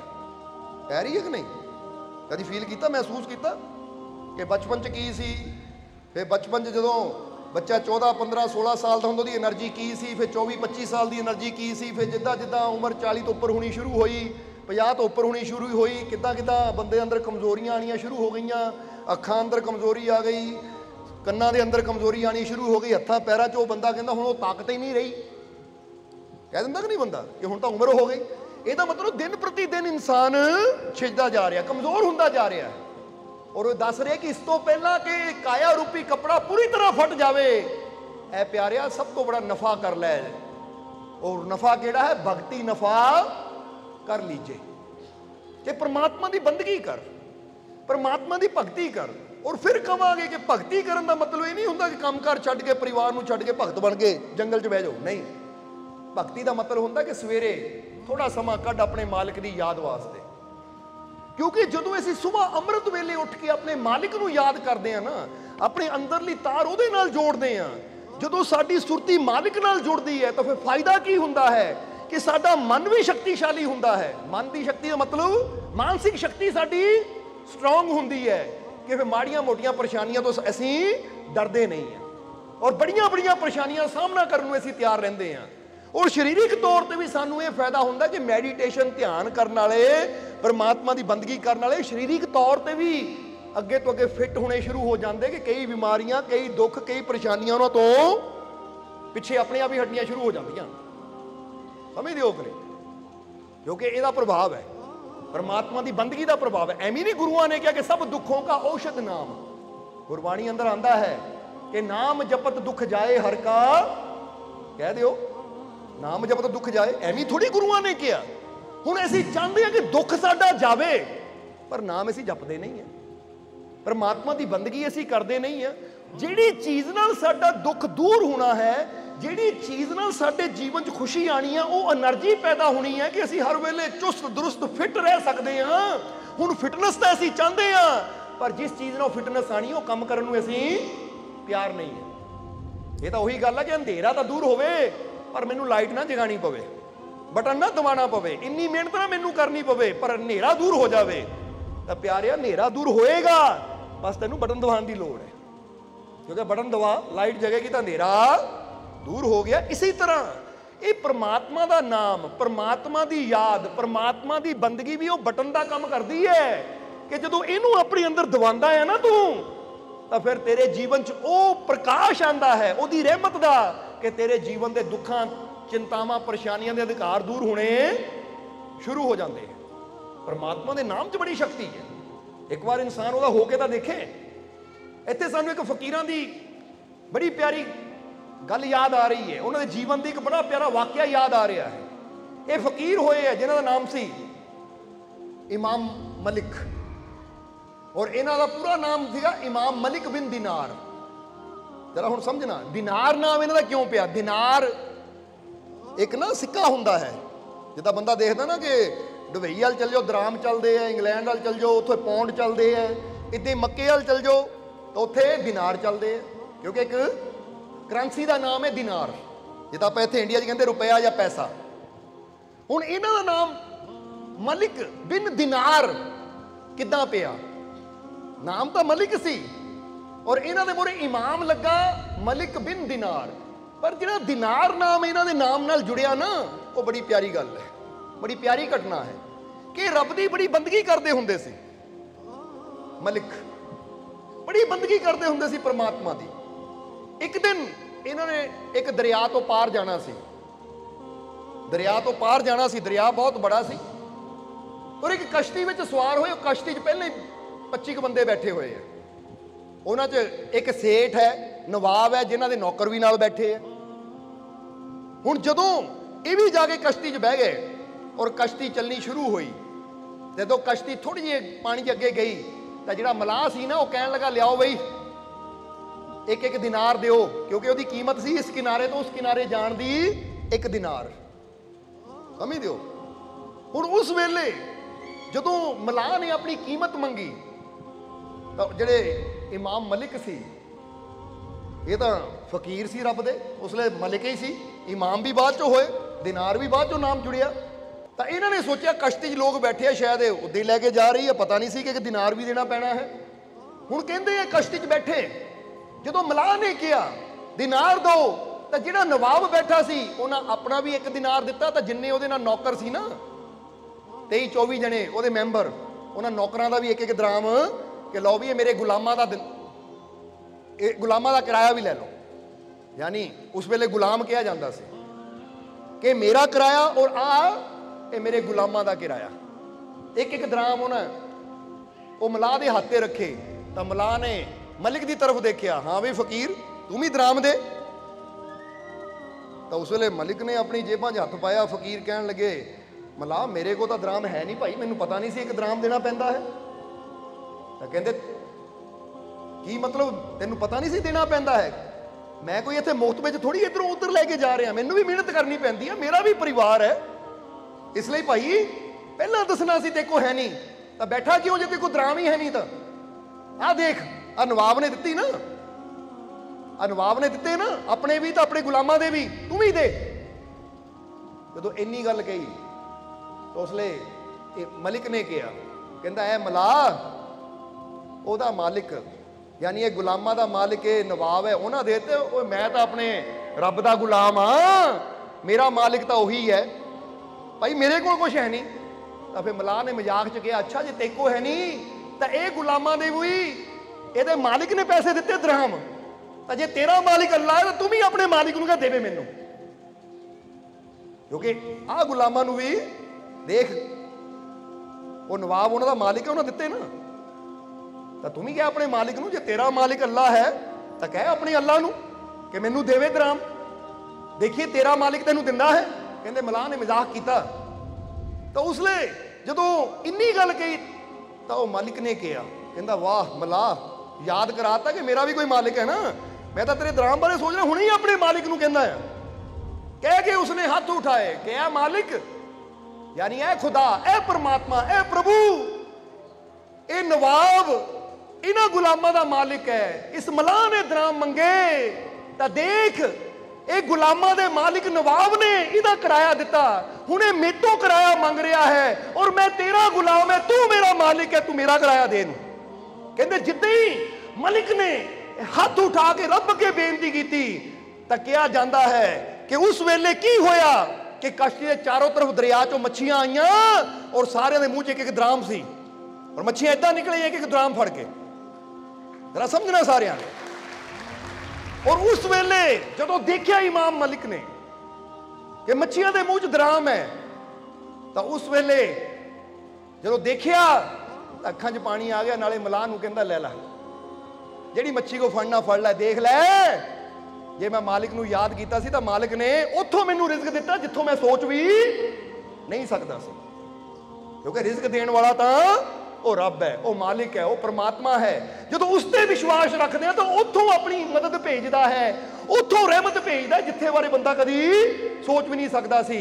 ਔਰ ਫਿਰ ਕਹਿੰਦੇ ਕਿ ਉਸ ਵੇਲੇ ਇਮਾਮ ਮਲਿਕ ਨੇ ਕੀ ਕਿਹਾ ਕਿ ਐ ਮਲਾਹ ਤੇਰਾ ਧੰਨਵਾਦ, ਸ਼ੁਕਰੀਆ ਤੇਰਾ ਕਿ ਤੇਰੀ ਇਹ ਇੱਕ ਗੱਲ ਦੇ ਕਰਕੇ ਮੈਨੂੰ ਪਤਾ ਲੱਗ ਗਿਆ ਕਿ ਮੇਰਾ ਮਾਲਿਕ ਮੇਰੇ ਨਾਲ ਕਿੰਨਾ ਇਸ਼ਕ ਕਰਦਾ ਹੈ, ਮੇਰੇ ਨਾਲ ਕਿੰਨੀ ਮੁਹੱਬਤ ਕਰਦਾ ਹੈ, ਔਰ ਜੇ ਉਹ ਮੇਰੇ ਨਾਲ ਇੰਨੀ ਮੁਹੱਬਤ ਕਰਦਾ ਹੈ, ਮੱਛੀਆਂ ਨੂੰ ਦਰਾਮ ਦੇ ਕੇ ਭੇਜ ਸਕਦਾ ਹੈ, ਤਾਂ ਮੈਨੂੰ ਹੁਣ ਤੇਰੀ ਕਸ਼ਤੀ ਦੀ ਲੋੜ ਨਹੀਂ, ਤੂੰ ਦਰਾਮ ਰੱਖ, ਮੈਂ ਜਾ ਰਿਹਾ ਕਹਿ ਕੇ ਕਹਿੰਦੇ ਪਾਣੀ ਤੇ ਪੈਰ ਰੱਖਿਆ ਔਰ ਪਾਣੀ ਤੇ ਚੱਲਦਿਆਂ ਹੋਇਆ ਦੂਰ ਚਲੇ ਗਏ। ਔਰ ਉੱਥੋਂ ਉਹਨਾਂ ਦਾ ਨਾਮ ਪੈ ਗਿਆ, ਉੱਥੋਂ ਪਤਾ ਲੱਗਾ ਕੌਣ ਸੀ ਉਹ। ਨਵਾਬ ਕਹਿਣ ਲੱਗਾ ਕੌਣ ਸੀ ਇਹ, ਕਿਹੜਾ ਫਕੀਰ ਸੀ? ਉਹ ਕਹਿੰਦੇ ਇਮਾਮ ਮਲਿਕ ਕਹਿੰਦੇ ਇਹਨਾਂ ਨੂੰ। ਉਹ ਕਹਿੰਦੇ ਮਲਿਕ ਬਿਨ ਦਿਨਾਰ ਸੀ, ਕਿਉਂਕਿ ਮੱਛੀਆਂ ਦੇ ਮੂੰਹ 'ਚ ਦਿਨਾਰ ਜਿਹੜਾ ਇੱਕ ਦੁਆ ਦੇ ਨਾਲ ਹੀ ਦਿਨਾਰ ਆ ਗਏ। ਉਹ ਤਾਂ ਵਾਕਿਆ ਵੀ ਮਲਿਕ ਬਿਨ ਦਿਨਾਰ ਦਾ ਮਤਲਬ ਹੈ ਬਹੁਤ ਅਮੀਰ, ਬਹੁਤ ਧਨਵਾਨ। ਔਰ ਹੋਵੇ ਕਿਉਂ ਨਾ, ਜਿਹਨੂੰ ਉਹਦਾ ਸਾਥ ਮਿਲ ਜਾਵੇ, ਉਹਦੀ ਰਹਿਮਤ ਦਾ ਸਾਥ ਮਿਲ ਜਾਵੇ, ਉਹਦੀ ਬੰਦਗੀ ਦਾ ਸਹਾਰਾ ਮਿਲ ਜਾਵੇ ਤਾਂ ਸਭ ਤੋਂ ਬੜਾ ਨਫਾ ਤਾਂ ਇਹੀ ਹੈ। ਇਸ ਲਈ ਨਫਾ ਹੈ ਕਿ ਜਦੋਂ ਅਸੀਂ ਆਪਣੇ ਮਾਲਿਕ ਨਾਲ ਜੁੜਦੇ ਹਾਂ ਨਾ ਤਾਂ ਇਹ ਗੱਲ ਯਾਦ ਰੱਖੋ। ਹੁਣ ਬੰਦਾ ਕਵੇ ਕਿ ਕੀ ਮੱਛੀਆਂ ਮੇਰੇ ਵਾਸਤੇ ਵੀ ਦਰਾਮ ਲੈ ਕੇ ਆਣਗੀਆਂ ਜੇ ਮੈਂ ਰੱਬ ਨੂੰ ਯਾਦ ਕਰਾਂ, ਤਾਂ ਅਸੀਂ ਇੱਕ ਗੱਲ ਕਵਾਂਗੇ ਕਿ ਮੱਛੀਆਂ ਦਾ ਤਾਂ ਪਤਾ ਨਹੀਂ, ਪਰ ਆਪਣੇ ਰੱਬ ਨੂੰ ਯਾਦ ਕਰੋ, ਕਿੱਥੋਂ ਕਿੱਥੋਂ ਕੀ ਭੇਜ ਸਕਦਾ ਹੈ ਇਹ ਉਹੀ ਜਾਣਦਾ ਹੈ, ਉਹਦੀ ਫਿਕਰ ਕਰਨ ਦੀ ਲੋੜ ਨਹੀਂ ਤੁਹਾਨੂੰ। ਕਿਉਂਕਿ ਬੁੱਲੇ ਸ਼ਾਹ ਨੇ ਕੀ ਕਿਹਾ ਹੈ ਕਿ ਬੁੱਲਿਆ ਰੱਬ ਤੇ ਰੱਖ ਭਰੋਸਾ, ਬੁੱਲਿਆ ਰੱਬ ਤੇ ਰੱਖ ਭਰੋਸਾ, ਨਾ ਫਿਰ ਡਾਮਾ ਡੋਲ, ਇੱਕ ਭਰੋਸਾ ਰਹਿਮਤ ਵਾਲੇ ਕਈ ਦਰ ਦਿੰਦਾ ਖੋਲ। ਉਹ ਬੁੱਲੇ ਸ਼ਾਹ ਕਹਿੰਦੇ ਆਪਣੇ ਰੱਬ ਤੇ ਭਰੋਸਾ ਰੱਖ, ਐਵੇਂ ਡਾਮਾ ਡੋਲ ਨਾ ਹੋ, ਐਵੇਂ ਡੋਲਦਾ ਨਾ ਫਿਰ। ਅਗਰ ਆਪਣੇ ਮਾਲਿਕ ਤੇ ਭਰੋਸਾ ਰੱਖੇਗਾ, ਆਪਣੇ ਰੱਬ ਤੇ ਭਰੋਸਾ ਰੱਖੇਗਾ ਤਾਂ ਉਹਦੀ ਰਹਿਮਤ ਨੇ ਪਤਾ ਨਹੀਂ ਕਿਹੜਾ ਕਿਹੜਾ ਦਰਵਾਜ਼ਾ ਤੇਰੇ ਵਾਸਤੇ ਕਿੱਥੋਂ ਖੋਲ ਦੇਣਾ ਹੈ, ਕਿਉਂਕਿ ਉਹ ਜਾਣਦਾ ਹੈ ਹਰ ਜਗ੍ਹਾ ਤੋਂ ਵਸਦਾ ਹੈ, ਹਰ ਜਗ੍ਹਾ ਤੋਂ ਰਹਿੰਦਾ ਹੈ। ਕਈ ਵਾਰ ਬੰਦੇ ਨੂੰ ਉਮੀਦਾਂ ਹੁੰਦੀਆਂ ਇੱਥੋਂ ਮਿਲੇਗਾ, ਉੱਥੋਂ ਨਹੀਂ ਮਿਲਦਾ, ਔਰ ਜਦੋਂ ਰੱਬ ਨੂੰ ਯਾਦ ਕਰਦਾ ਤਾਂ ਉੱਥੋਂ ਮਿਲਣਾ ਸ਼ੁਰੂ ਹੋ ਜਾਂਦਾ ਜਿੱਥੇ ਬਾਰੇ ਉਹਨਾਂ ਕਦੀ ਸੋਚਿਆ ਵੀ ਨਹੀਂ ਹੁੰਦਾ। ਇਸ ਲਈ ਇੱਦਾਂ ਪਿਆ ਉਹਨਾਂ ਦਾ ਨਾਮ ਕਿ ਮਲਿਕ ਬਿਨ ਦਿਨਾਰ।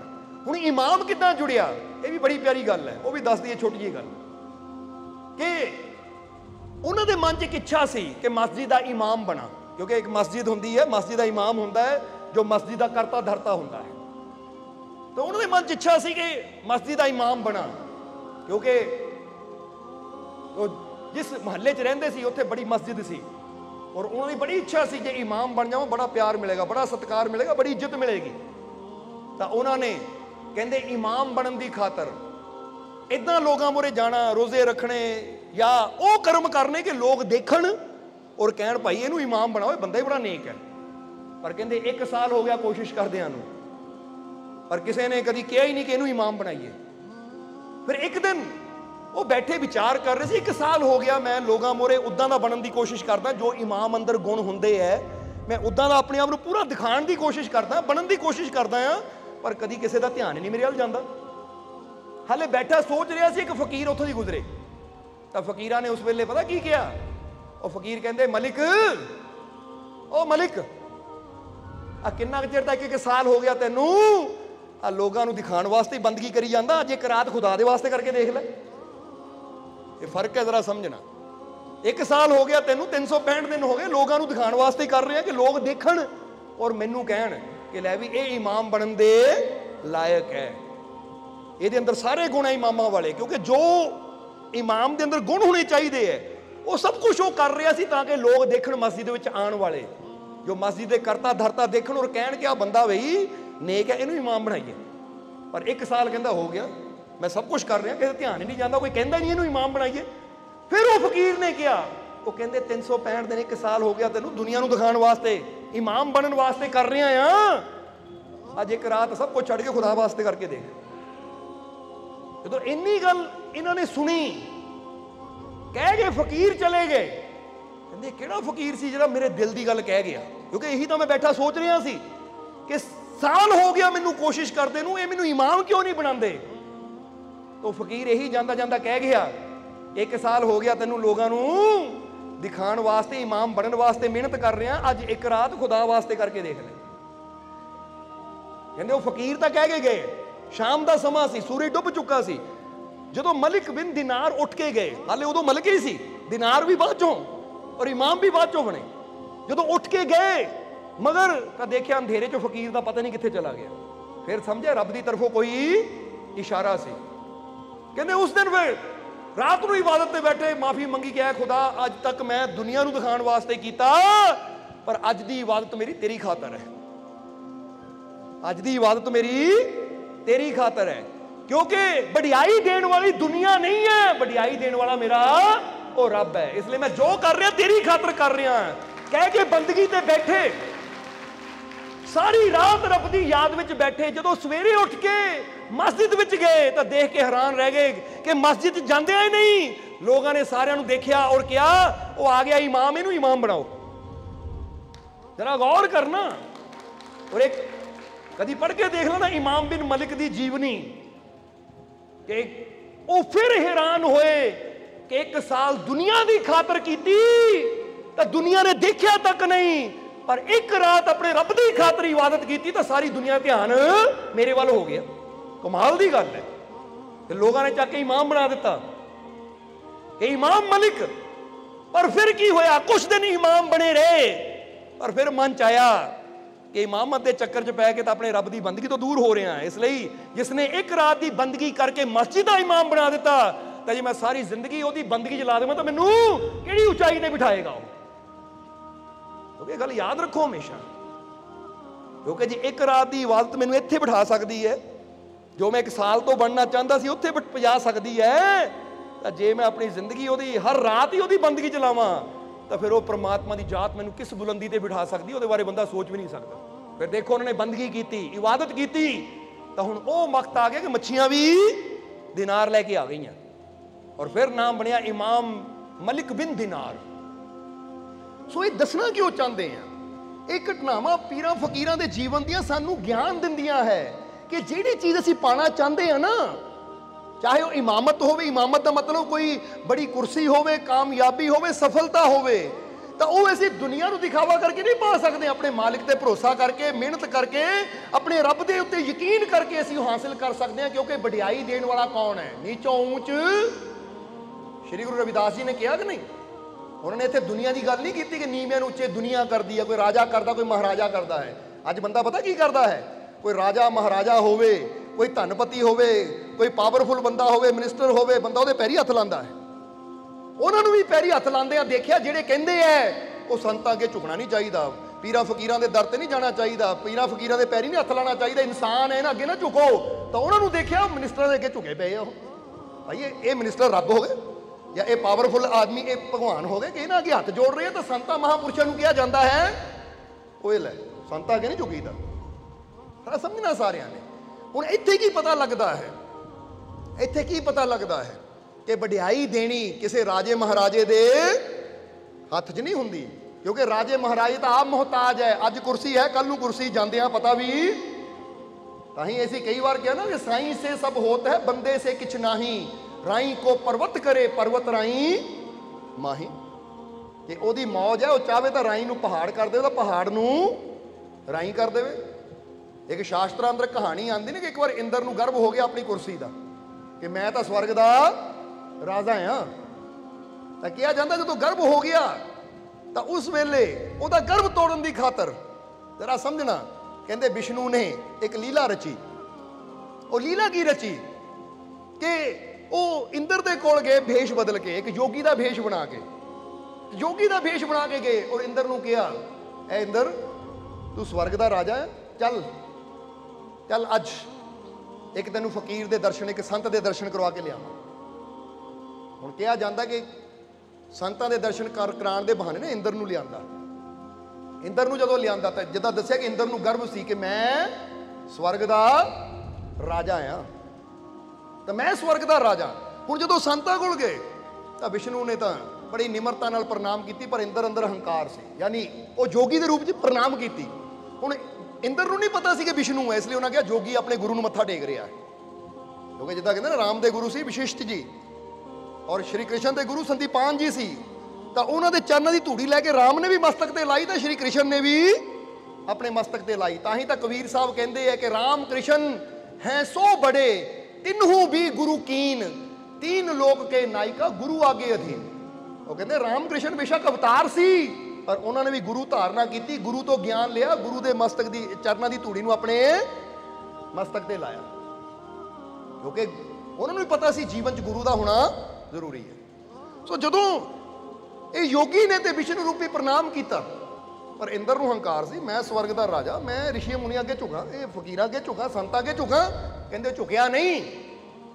तो उस वेले विष्णु ने हंकार तोड़ना सी ना, हाथ जोड़े, ए देवराज इंद्र सिर झुकाओ, तुसीं एक महापुरुषों के चरणों च खड़े हो, सिर झुकाओ। इंद्र कहता है महापुरुष है तो मैं स्वर्ग का राजा हाँ। जरा समझना सारे ने कि मैं की हाँ, स्वर्ग का राजा, मैं कि सिर झुकावां। तो फिर विष्णु ने कहा कि देवराज इन्हां दे आशीर्वाद नाल ही स्वर्ग मिलते, तो इन्हां दे आशीर्वाद नाल स्वर्ग चले भी जाते हैं।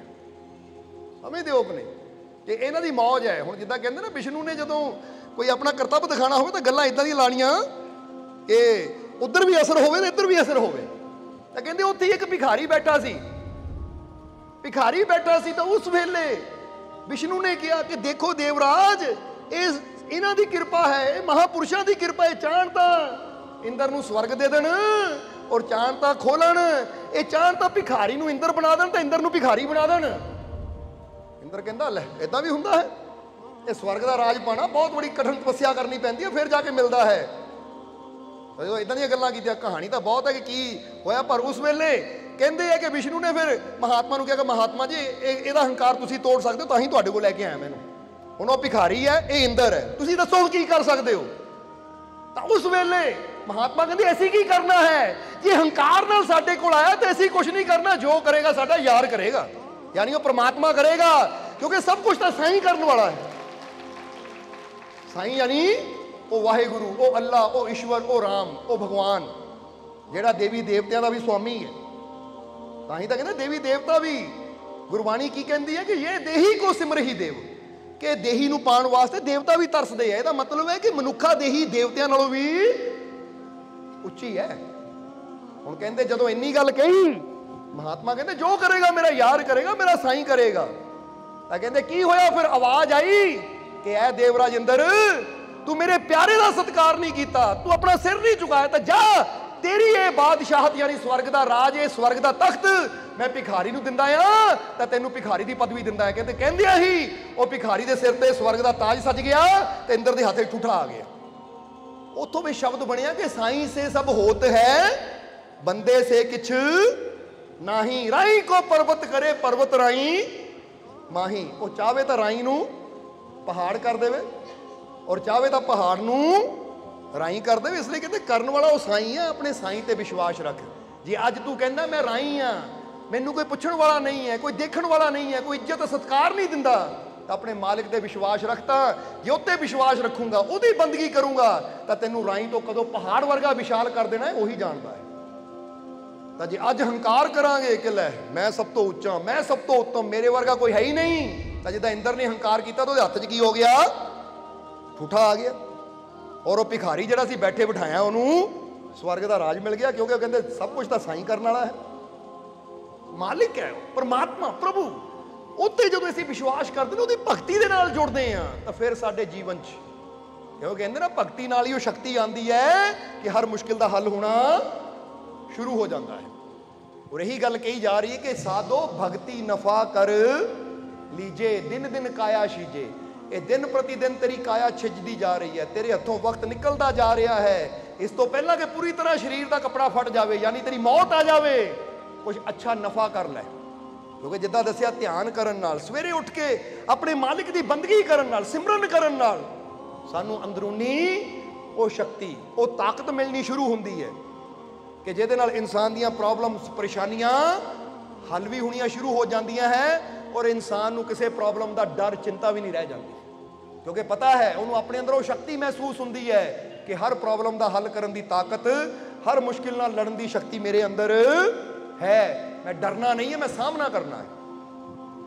और जिहड़ा सामना करता है विश्वास के नाल, फिर उन्हें सफलता भी जरूर मिलती है। इसलिए अज तो विचार करना है कि असीं भगती का नफा करते हैं कि नहीं। सब तो बड़ा नफा है यह मतलब की है, कहते ना कि अगर सिमरन करेगा, बंदगी करेगा तो घाटा कदी नहीं पेगा। जे 2 घड़ियां भी सिमरन करेगा तो जीवन च भी किते ना किते लाभ होके रहेगा, क्योंकि नफे का सौदा है, ये नुकसान का तो सवाल कदी है ही नहीं। दुनिया के जिन्ने सौदे च नफा भी है तो नुकसान भी है, पर परमात्मा की बंदगी का सौदा जिहड़ा है ना, यानी परमात्मा की भगती का, ये नफा ही नफा है। इत्थे घाटे की गुंजाइश नहीं। एक शब्द है ना, मुरशद के कदमां नूं घुट के पाला जफे, कहते इत्थे घाटे की गुंजाइश नहीं, दिन दिन इत्थे नफे ही नफे है, इत्थे फायदे ही फायदे है, क्योंकि उहदे घर च घाटा तो कदी हुंदा ही नहीं। घाटा तो बंदे वल है, उहदे वल तो भरपूरता ही है। समझदे हो कि नहीं? तां ही तां कहंदे तेरे भरे हुए भंडार, या कहंदे ना दिंदा दे लैंदे थक पाही, जुगा जुगांतर खाही खाई, कि उहदे भंडार तो भरे ही है। ये तो घाटे बंदे वाल ही है, क्योंकि बंदे की सोच ही बंदे नूं घाटे वाल लै जाती है। समझदे हो कि नहीं? इसलिए अपनी सोच नूं बदल के, अपने अंदर विश्वास नूं पैदा करके, अपने मालिक ते यकीन रख के असीं भी घाटे तो नफे वाल जा सकते हैं।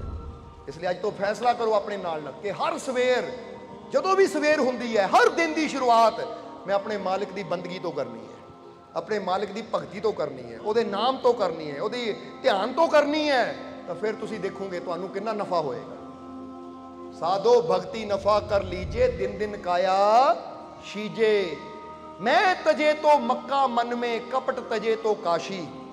आन तीरथ सब ही जग नावे, छुट्टी नहीं जम फांसी। देखो अगली लाइनां च की कहंदे, जिसले टाइम काफ़ी हो रहा, हुण श्लोक की तरफ आ जाइए कि मैं तजे तो मक्का मन में, कपट तजे तो काशी। आन तीरथ सब ही जग नावे, छुट्टी नहीं जम फांसी।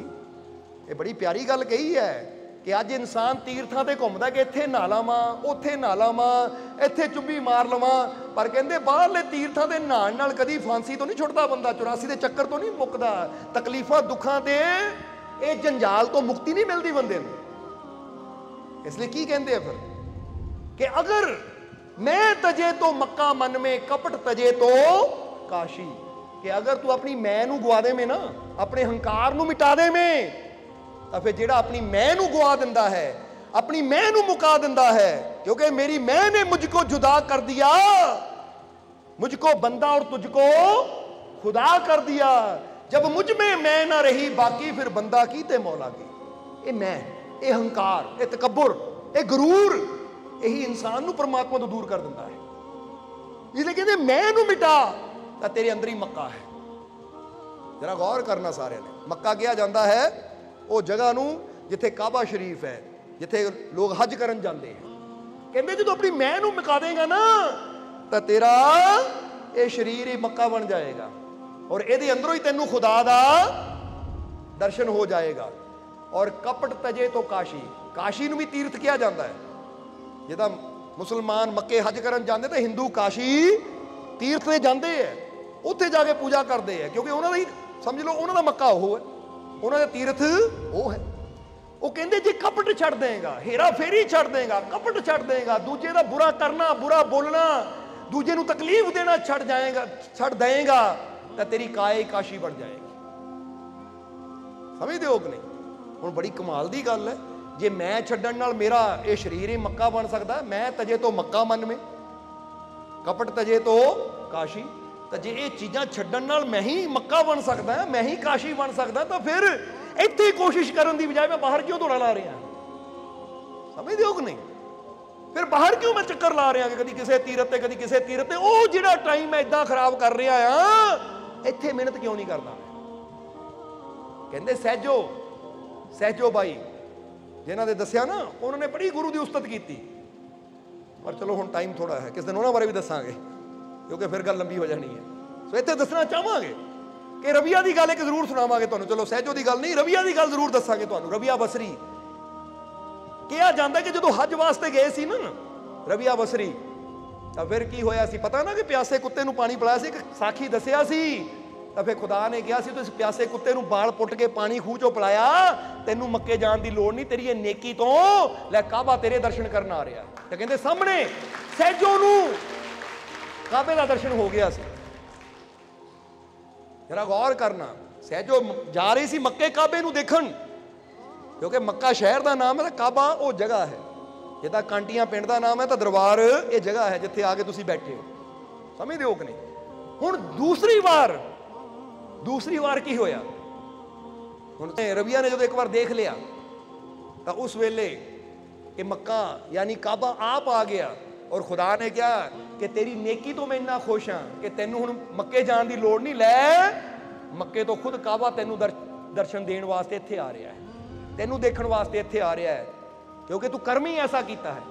इत्थों की पता लगता है कि साडी करनी वो हुंदी है कि अगर साडी करनी अच्छी होवे तो होवे रब जिन्ना मर्जी दूर, जे साडी करनी अच्छी तो दूर बैठा रब ही खिंचिया चला आंदा साडे कोल कि आ जा भाई, तेरी करनी इन्नी नेक है, तू मेरे कोल नहीं आना, मैं आप आ रहा तेनू मिल। ये साडी करनी है, साडी अच्छाई है। कहते उस तो बाद फिर रविया ने काबे नहीं गई, तो किसी ने पूछा रविया हुण तू हज करन नहीं जांदी? तो उसने रविया ने बड़ी प्यारी गल कही, कहते हज क्यों करा? कहते काबा खुदा दा घर है। तो उस वेले रविया कहती इसलिए तो मैं जाती नहीं, क्योंकि मैनू खुदा दे घर की लोड़ नहीं, मैनू घर दे मालिक खुदा की लोड़ है। लोकी घर देखण जाते हैं तो मैं तो खुदा नूं इत्थे देखदी अपने अंदर। उन्हें बड़ी प्यारी गल है, एक हुंदा घर नूं देखना, एक हुंदा घर दे मालिक नूं। बड़ी गल किहड़ी है? जवाब दिओ। तो फिर कमाल की गल है, हुण तुसीं तीर्थां ते जांदे हो कि तीर्थां दे हरी वसदा, भगवान वसदा, तो तुसीं ओहदा घर ही देखी जाओ, वो साक्षात तुहाडे अंदर बैठा। थोड़ी जी मिहनत इत्थे कर लो ताकि अंदरों असीं वो मालिक नूं ही देख लईए। दुनिया नूं बनाउण वाला मालिक तो साडे अंदर बैठा है, उहनूं ही देख लईए असीं। इसलिए उहनूं देखण वास्ते, अपने मन नूं मक्का बनाउण वास्ते, अपनी काया नूं काशी बनाउण वास्ते तो सानूं मैं छड्डनी पैंदी, हंकार छड्डना पैंदा है, कपट छड्डना पैंदा है, बुराई छड्डनी पैंदी है, और अपने अंदर अच्छाई पैदा करनी पैंदी है, नेक बनना पैंदा है। क्योंकि रविया ने दया की सी कुत्ते दे उपर, उन्होंने पानी पिलाया तो मक्का खुद आ गया, काबा खुद आ गया दर्शन करने वास्ते। तो जे असीं भी ये नेक आदत अपनी बना लीए कि मैं भी किसी का बुरा नहीं करना, किसी को तकलीफ नहीं देनी, बल्कि जिन्ना जीवन जो सके भला करने की कोशिश करनी है। तुहाडी अच्छाई, तुहाडी भलाई नूं देख के फिर रब क्यों नहीं आएगा तुहाडे कोल? क्यों नहीं उसकी रहमत तुहानूं मिलेगी? इसलिए मैं तजे तो मक्का मन में, कपट तजे तो काशी। बड़ा आसान है, अपने मन नूं मक्का बना लीए, मैं नूं छड्डीए, अपनी काया नूं काशी बना लीए, कपट करना छड्ड दईए, बुराई छड्ड दईए। आन तीरथ सब ही जग नहावे, छुट्टी नहीं जम फासी। कहते उदा तू तीर्थां ते जिन्ना मर्जी नहाई जा, जे अंदरों मैं ना गई, अंदरों कपट ना गया, बुराई ना गई, तो तीर्थां दे नहाण नाल कोई फायदा नहीं होना, फिर तो सिर्फ चक्कर ही है वो। समझदे हो कि नहीं? इसलिए गल तां उदों बननी जदों अंदर। गंगा गया गल बननी नाही भावें 100 गोते लाइए, मक्के गया गल बननी नाही भावें 100 जुमा पढ़ आइए। ओ बुल्ले शाह गल ताइयों बननी जे मैनू दिलों गवाइए। वो कहते गल तो मैनू गवाना ही बननी है, ना गंगा जानना ना मक्के जानना। इत्थे भी गल अंदर दी कर रहे। हुण अगलियां लाइनां च की कह रहे चरणदास जी कि मैं तजे तो मक्का मन में कपड़ तजे तो काशी, आन तीरथ सब ही जग नावे छुटी नहीं जम फांसी। काया माही हरि विराजे वेद पुराण बतावे, इत उत भूले लोग फिरे हैं धोखे को सिर नावे। बड़ी प्यारी गल कह रहे कि काया अंदर हरि विराजे वेद पुराण बतावे, कि वेदां ने पुराणा ने शास्त्रां ने भी कहा कि तेरी काया दे अंदर ही हरि विराजदा है, काया दे अंदर ही हरि विराजदा है। इत उत भूले लोग फिरे हैं धोखे को सिर नावे। वो कहंदे लोकी कित्थे भुले फिरदे है, कित्थे भुलेखे च पे हुए है। समझदे हो कि नहीं? भुलेखे च पे हुए है, भुले हुए है कि हरि तां अंदर है, पर इधर उधर भुल के इधर उधर मत्थे मार के, जिद्दां बंदा कहंदा ना कि मैं इत्थे भी मत्थे मार ले उत्थे भी मार ले पर रब तां मिलिया नहीं। कहंदे किद्दां मिलना, तू मत्थे उत्थे मारे जिथे वो है नहीं। जे अंदर मत्था मारदा यानी अंदर देखदा तो रब तो अंदरों मिलना सी, क्योंकि जिथे बैठा होवे ना उत्थे खोजांगे तो मिलेगा भी। कह दियो जरूर। समझ आ रही है? इसलिए फिर तुहानू कहांगे अपने आप नू ये समझो कि आई एम द बेस्ट। क्यों? क्योंकि मेरे अंदर मैनू बनाने वाली शक्ति बैठी है, और जिथे वो बैठा होवे वो माड़ा हो सकता है। जरा गौर करो, तुसीं कई बार तुरे जाते हो ना, सामने कोई धार्मिक स्थान आ जाए, गुरुद्वारा मंदिर मस्जिद, तुसीं हथ जोड़ दिंदे हो। ओ देखो बई, समझदे हो कि नहीं? समझदे हो? या हुण दूजे ढंग नाल लै लईए, बंदा कहंदा इत्थे फलाना मिनिस्टर रहिंदा भाई, इज्जत ना देखो, कोठी ओहदी है मिनिस्टर दी। बोलो समझदे हो कि नहीं? यही करते हैं कि नहीं? ये फलाने मंत्री की कोठी है, फलाने कौंसलर की कोठी है, ये मोहरे दां ना लंघदे, इज्जत ना लंघो भाई। तो कमाल की गल है, वो इट्टां पत्थरां नाल बणीआं होईआं चीज़ां की इज्जत कर रहे हैं, तो साक्षात परमात्मा ने अपने हत्थां नाल शरीर बनाया, इहदे अंदर बैठ गया। कदी इहदा भी सत्कार कीता? कई बार ये दसीदा इहदा सत्कार करो, इहदी इज्जत करो, इहदे अंदर वो नशे वो बुरियां चीज़ां ना पाओ कि रब दा घर तां है भाई, मैं किहड़ियां गंदियां चीज़ां दे अंदर पा रहा। इहदा ख्याल रखा मैं, जदों इहदा ख्याल रखूंगा ना तो फिर रब मिलना है। समझदे हो कि नहीं? बुरे विचार ना अंदर जान, बुरियां सोचां ना, जरा गौर करना, किसी प्रति बुरी सोच नहीं रखनी, बुरे विचार नहीं रखने, तो गलत बलत नशियां तो बचीए, अपने आप को बचाइए।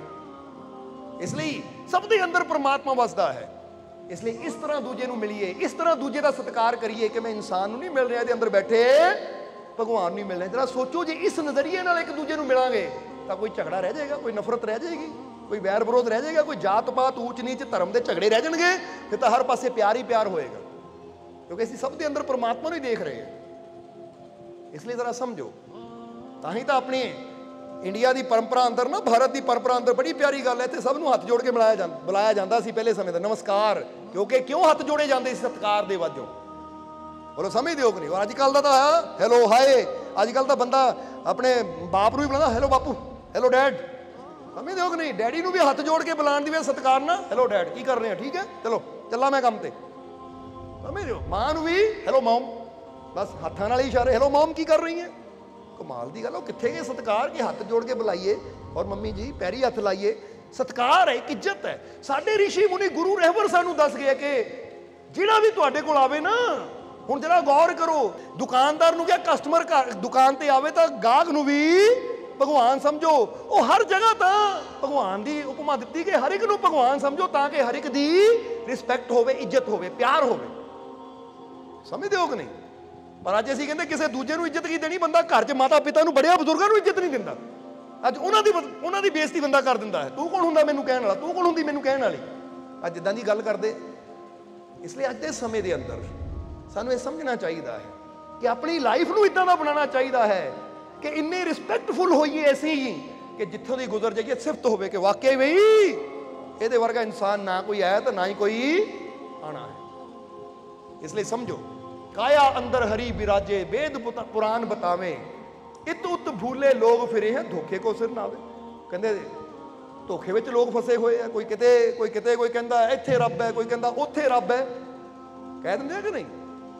ਵੀ ਫਲਾਨੀ ਗੁਫਾ 'ਚ ਚਲੇ ਜਾਓ, ਫਲਾਨੇ ਤੀਰਥ ਤੇ ਚਲੇ ਜਾਓ, ਉੱਥੇ ਰੱਬ ਹੈ। ਉਹ ਕਹਿੰਦੇ ਧੋਖਾ ਦਿੱਤਾ ਜਾ ਰਿਹਾ, ਰੱਬ ਤਾਂ ਤੇਰੇ ਅੰਦਰ ਹੈ। ਉੱਥੇ ਰੱਬ ਨੂੰ ਉਹ ਮੁਰਸ਼ਿਦ ਕੋਲੋਂ, ਉਹ ਗੁਰੂ ਕੋਲੋਂ ਯੁਕਤੀ ਲੈ ਜਿਹੜਾ ਤੈਨੂੰ ਇਹ ਨਾ ਕਹੇ ਰੱਬ ਆਸਮਾਨ ਤੇ ਹੈ, ਰੱਬ ਸਵਰਗ 'ਚ ਹੈ। ਜਿਹੜਾ ਕਹੇ ਰੱਬ ਤਾਂ ਤੇਰੇ ਅੰਦਰ ਹੈ, ਉਹਦਾ ਨਜ਼ਾਰਾ ਲੈਣਾ ਤਾਂ ਆਪਣੇ ਅੰਦਰ ਦੇਖ, ਕਿਉਂਕਿ ਅੰਦਰ ਹੀ ਤਾਂ ਬੈਠਾ ਉਹ ਪਰਮਾਨੰਦ। ਇਸ ਲਈ ਸਮਝਣਾ ਜ਼ਰਾ ਸਾਰਿਆਂ ਨੇ।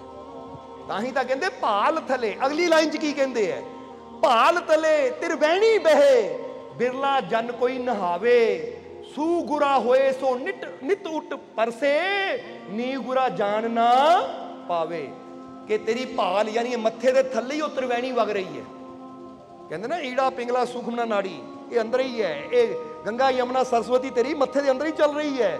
ਉਹ ਜੋਤ ਤੇਰੇ ਅੰਦਰ ਹੀ ਜਗਮਗਾ ਰਹੀ ਹੈ। ਭਾਲ ਤਲੇ ਤਿਰਵੈਣੀ ਬਹੇ, ਇੱਥੇ ਤੋਂ ਤ੍ਰਿਵੈਣੀ ਬਹਿ ਰਹੀ ਹੈ, ਗਿਆਨ ਦੀ, ਸ਼ਕਤੀ ਦੀ, ਰਹਿਮਤਾਂ ਦੀ ਤ੍ਰਿਵੈਣੀ ਤੇਰੇ ਅੰਦਰ ਵਗ ਰਹੀ ਹੈ। ਬਿਰਲਾ ਜਨ ਕੋਈ ਨਹਾਵੇ, ਪਰ ਕੋਈ ਬਿਰਲਾ ਜਿਹੜਾ ਅੰਦਰ ਜਾ ਕੇ ਨਹਾਉਂਦਾ ਹੈ। ਹੁਣ ਇੱਥੇ ਕਿਹਾ ਚਰਨਦਾਸ ਜੀ ਨੇ ਕਿ ਸੂ ਗੁਰਾ ਹੋਏ ਸੋ ਨਿਤ ਉੱਠ ਪਰਸੇ, ਨੀ ਗੁਰਾ ਜਾਣ ਨਾ ਪਾਵੇ। ਜਿਹੜਾ ਗੁਰੂ ਵਾਲਾ ਹੁੰਦਾ ਉਹ ਤਾਂ ਹਰ ਰੋਜ਼ ਚੁੱਭੀ ਲਾਂਦਾ ਉਹਦੇ 'ਚ, ਸਵੇਰੇ ਉੱਠ ਕੇ ਅੱਖਾਂ ਬੰਦ ਕਰਕੇ ਸੁਰਤੀ ਅੰਦਰ ਜੋੜ ਕੇ ਆਨੰਦ ਲੈਂਦਾ ਅੰਦਰਲੀ ਤ੍ਰਿਵੈਣੀ ਦਾ। ਤਾਂ ਜਿਹੜਾ ਨੀ ਗੁਰਾ ਹੁੰਦਾ ਹੈ ਉਹ ਜਾਣ ਹੀ ਨਹੀਂ ਪਾਉਂਦਾ ਕਦੀ ਕਿ ਖਜ਼ਾਨਾ ਮੇਰੇ ਅੰਦਰ ਹੈ, ਗੰਗਾ ਜਮਨਾ ਸਰਸਵਤੀ ਮੇਰੇ ਅੰਦਰ ਹੈ। ਇਸ ਲਈ ਸੁਣਿਆ ਵੀ ਹੋਣਾ ਨਾ ਤੁਸੀਂ ਕਿ ਸ਼੍ਰੀ ਗੁਰੂ ਰਵਿਦਾਸ ਜੀ ਦੇ ਬਚਨ ਵੀ ਹੈ ਕਿ ਜੋ ਮਨ ਚੰਗਾ ਤਾਂ ਕਠੋਤੀ ਮੇਂ, ਕਿ ਫਿਰ ਤਾਂ ਗੰਗਾ ਇੱਥੇ ਹੀ ਹੈ ਜਿੱਥੇ ਤੂੰ ਬੈਠਾ ਆ, ਜੇ ਤੇਰਾ ਮਨ ਚੰਗਾ ਹੈ। ਸੋ ਤੇਰੇ ਅੰਦਰ ਹੀ ਹੈ ਤ੍ਰਿਵੈਣੀ, ਕਿਤੇ ਬਾਹਰ ਜਾਣ ਦੀ ਲੋੜ ਨਹੀਂ। ਪਰ ਇਹ ਗੁਰੂ ਵਾਲਾ ਹੀ ਜਾਣ ਸਕਦਾ ਹੈ। ਉਹ ਤਾਂ ਨਿਤ ਉੱਠ ਪਰਸੇ, ਨੀ ਗੁਰਾ ਜਾਣ ਨਾ ਪਾਵੇ। ਹੁਣ ਅਗਲੀਆਂ 4 ਲਾਈਨਾਂ ਜਰਾ ਗੌਰ ਕਰਨ ਵਾਲੀਆਂ ਹੈ, ਇਹ ਬੜੀਆਂ ਪਿਆਰੀਆਂ ਹੈ। ਕਿ ਜੰਤਰ ਮੰਤਰ ਮੂਡ ਹਿਲਾਵਣ, ਤਾਂ ਕੋ ਸਾਚ ਨਾ ਜਾਨੋ, ਤਜ ਕੇ ਸਾਰ ਅਸਾਰ ਗਹੇ ਹੈ, ਸੋ ਨਰ ਮੂਡ ਇਆਨੋ। ਇਹ 4 ਲਾਈਨਾਂ ਅਗਲੀਆਂ ਜੋ ਆ, 2 ਇਹ ਦਸੀਆਂ, 2 ਅਗਲੀਆਂ ਬੜੀਆਂ ਸਮਝਣ ਵਾਲੀਆਂ ਆ। ਉਹ ਕਹਿੰਦੇ ਜੰਤਰ ਮੰਤਰ ਮੂਡ ਹਿਲਾਵਣ, ਤਾਂ ਕੋ ਸਾਚ ਨਾ ਜਾਨੋ। ਹੁਣ ਜੰਤਰ ਮੰਤਰ ਕੀ ਹੁੰਦੇ ਆ? ਕਿ ਜੰਤਰ ਮੰਤਰ ਲੋਕੀ ਕਹਿੰਦੇ ਉਹ ਕਿਸੇ ਨੇ ਮੰਤਰ ਮਾਰਤਾ, ਕਿਸੇ ਨੇ ਯੰਤਰ ਦੇ ਦਿੱਤਾ, ਕਿਸੇ ਨੇ ਜੀ ਆ ਕੰਮ ਬੰਦ ਦਿੱਤਾ, ਕਿਸੇ ਨੇ ਕੋਈ, ਕਹਿੰਦੇ ਇਹਨੂੰ ਸੱਚ ਨਾ ਜਾਣੋ। ਔਰ ਨਾਲੇ ਗੱਲ ਮੂਡ ਹਿਲਾਵਣ, ਮੂਡ ਹਿਲਾਵਣ ਕਿਹਨੂੰ ਕਹਿੰਦੇ? ਮੁੰਡੀ ਐ ਘੁਮਾਣਾ, ਆ ਗਏ ਪੀਰ, ਆ ਗਏ ਫਕੀਰ, ਆ ਗਿਆ ਉਹ, ਸਿਰ ਹਿਲਾਈ ਜਾਣਾ, ਬਾਲ ਖਿਲਾਰ ਲੈਣੇ ਜਾਂ ਸਿਰ ਹਿਲਾਣਾ, ਆ ਗਏ ਭੈਰੋ, ਆ ਗਿਆ ਬਾਬਾ ਜੀ, ਆ ਗਏ ਦੇਵਤਾ ਜੀ, ਆ ਗਏ ਪੀਰ। ਉਹ ਕਹਿੰਦੇ ਸੱਚ ਗੱਲਾਂ ਨਹੀਂ ਹੁੰਦੀਆਂ ਇਹ, ਐਵੇਂ ਨਾ ਚੱਕਰਾਂ 'ਚ ਪਈ ਜਾਓ, ਕਿਉਂਕਿ ਜ਼ਰਾ ਸੋਚਣ ਵਾਲੀ ਗੱਲ ਹੈ। ਅਸੀਂ ਕਈ ਵਾਰ ਇਹ ਗੱਲ ਕੀਤੀ ਹੈ ਕਿ ਜ਼ਰਾ ਸੋਚ ਕੇ ਦੇਖੋ ਕਿੰਨੀਆਂ ਮਹਾਨ ਹਸਤੀਆਂ ਹੋਈਆਂ ਦੁਨੀਆ ਤੇ। ਅੱਜ ਲੋਕੀ ਕਹਿੰਦੇ ਆ ਗਏ ਪੀਰ, 11ਵੀਂ ਵਾਲੀ ਸਰਕਾਰ। ਉਹ ਜਦੋਂ 11ਵੀਂ ਵਾਲੇ ਆਪ ਸੀ, ਉਹਨਾਂ ਨੇ ਕਦੀ ਕੀਤਾ? ਸਿਰ ਹਿਲਾਇਆ ਉਹਨਾਂ ਨੇ? ਕਬੀਰ ਸਾਹਿਬ ਨੇ ਕਦੀ ਸਿਰ ਹਿਲਾਇਆ? ਸ਼੍ਰੀ ਗੁਰੂ ਰਵਿਦਾਸ ਜੀ ਨੇ ਕਦੀ ਸਿਰ ਹਿਲਾਇਆ ਕਿ ਆ ਗਏ ਫਲਾਣੇ ਮੇਰੇ ਸਿਰ?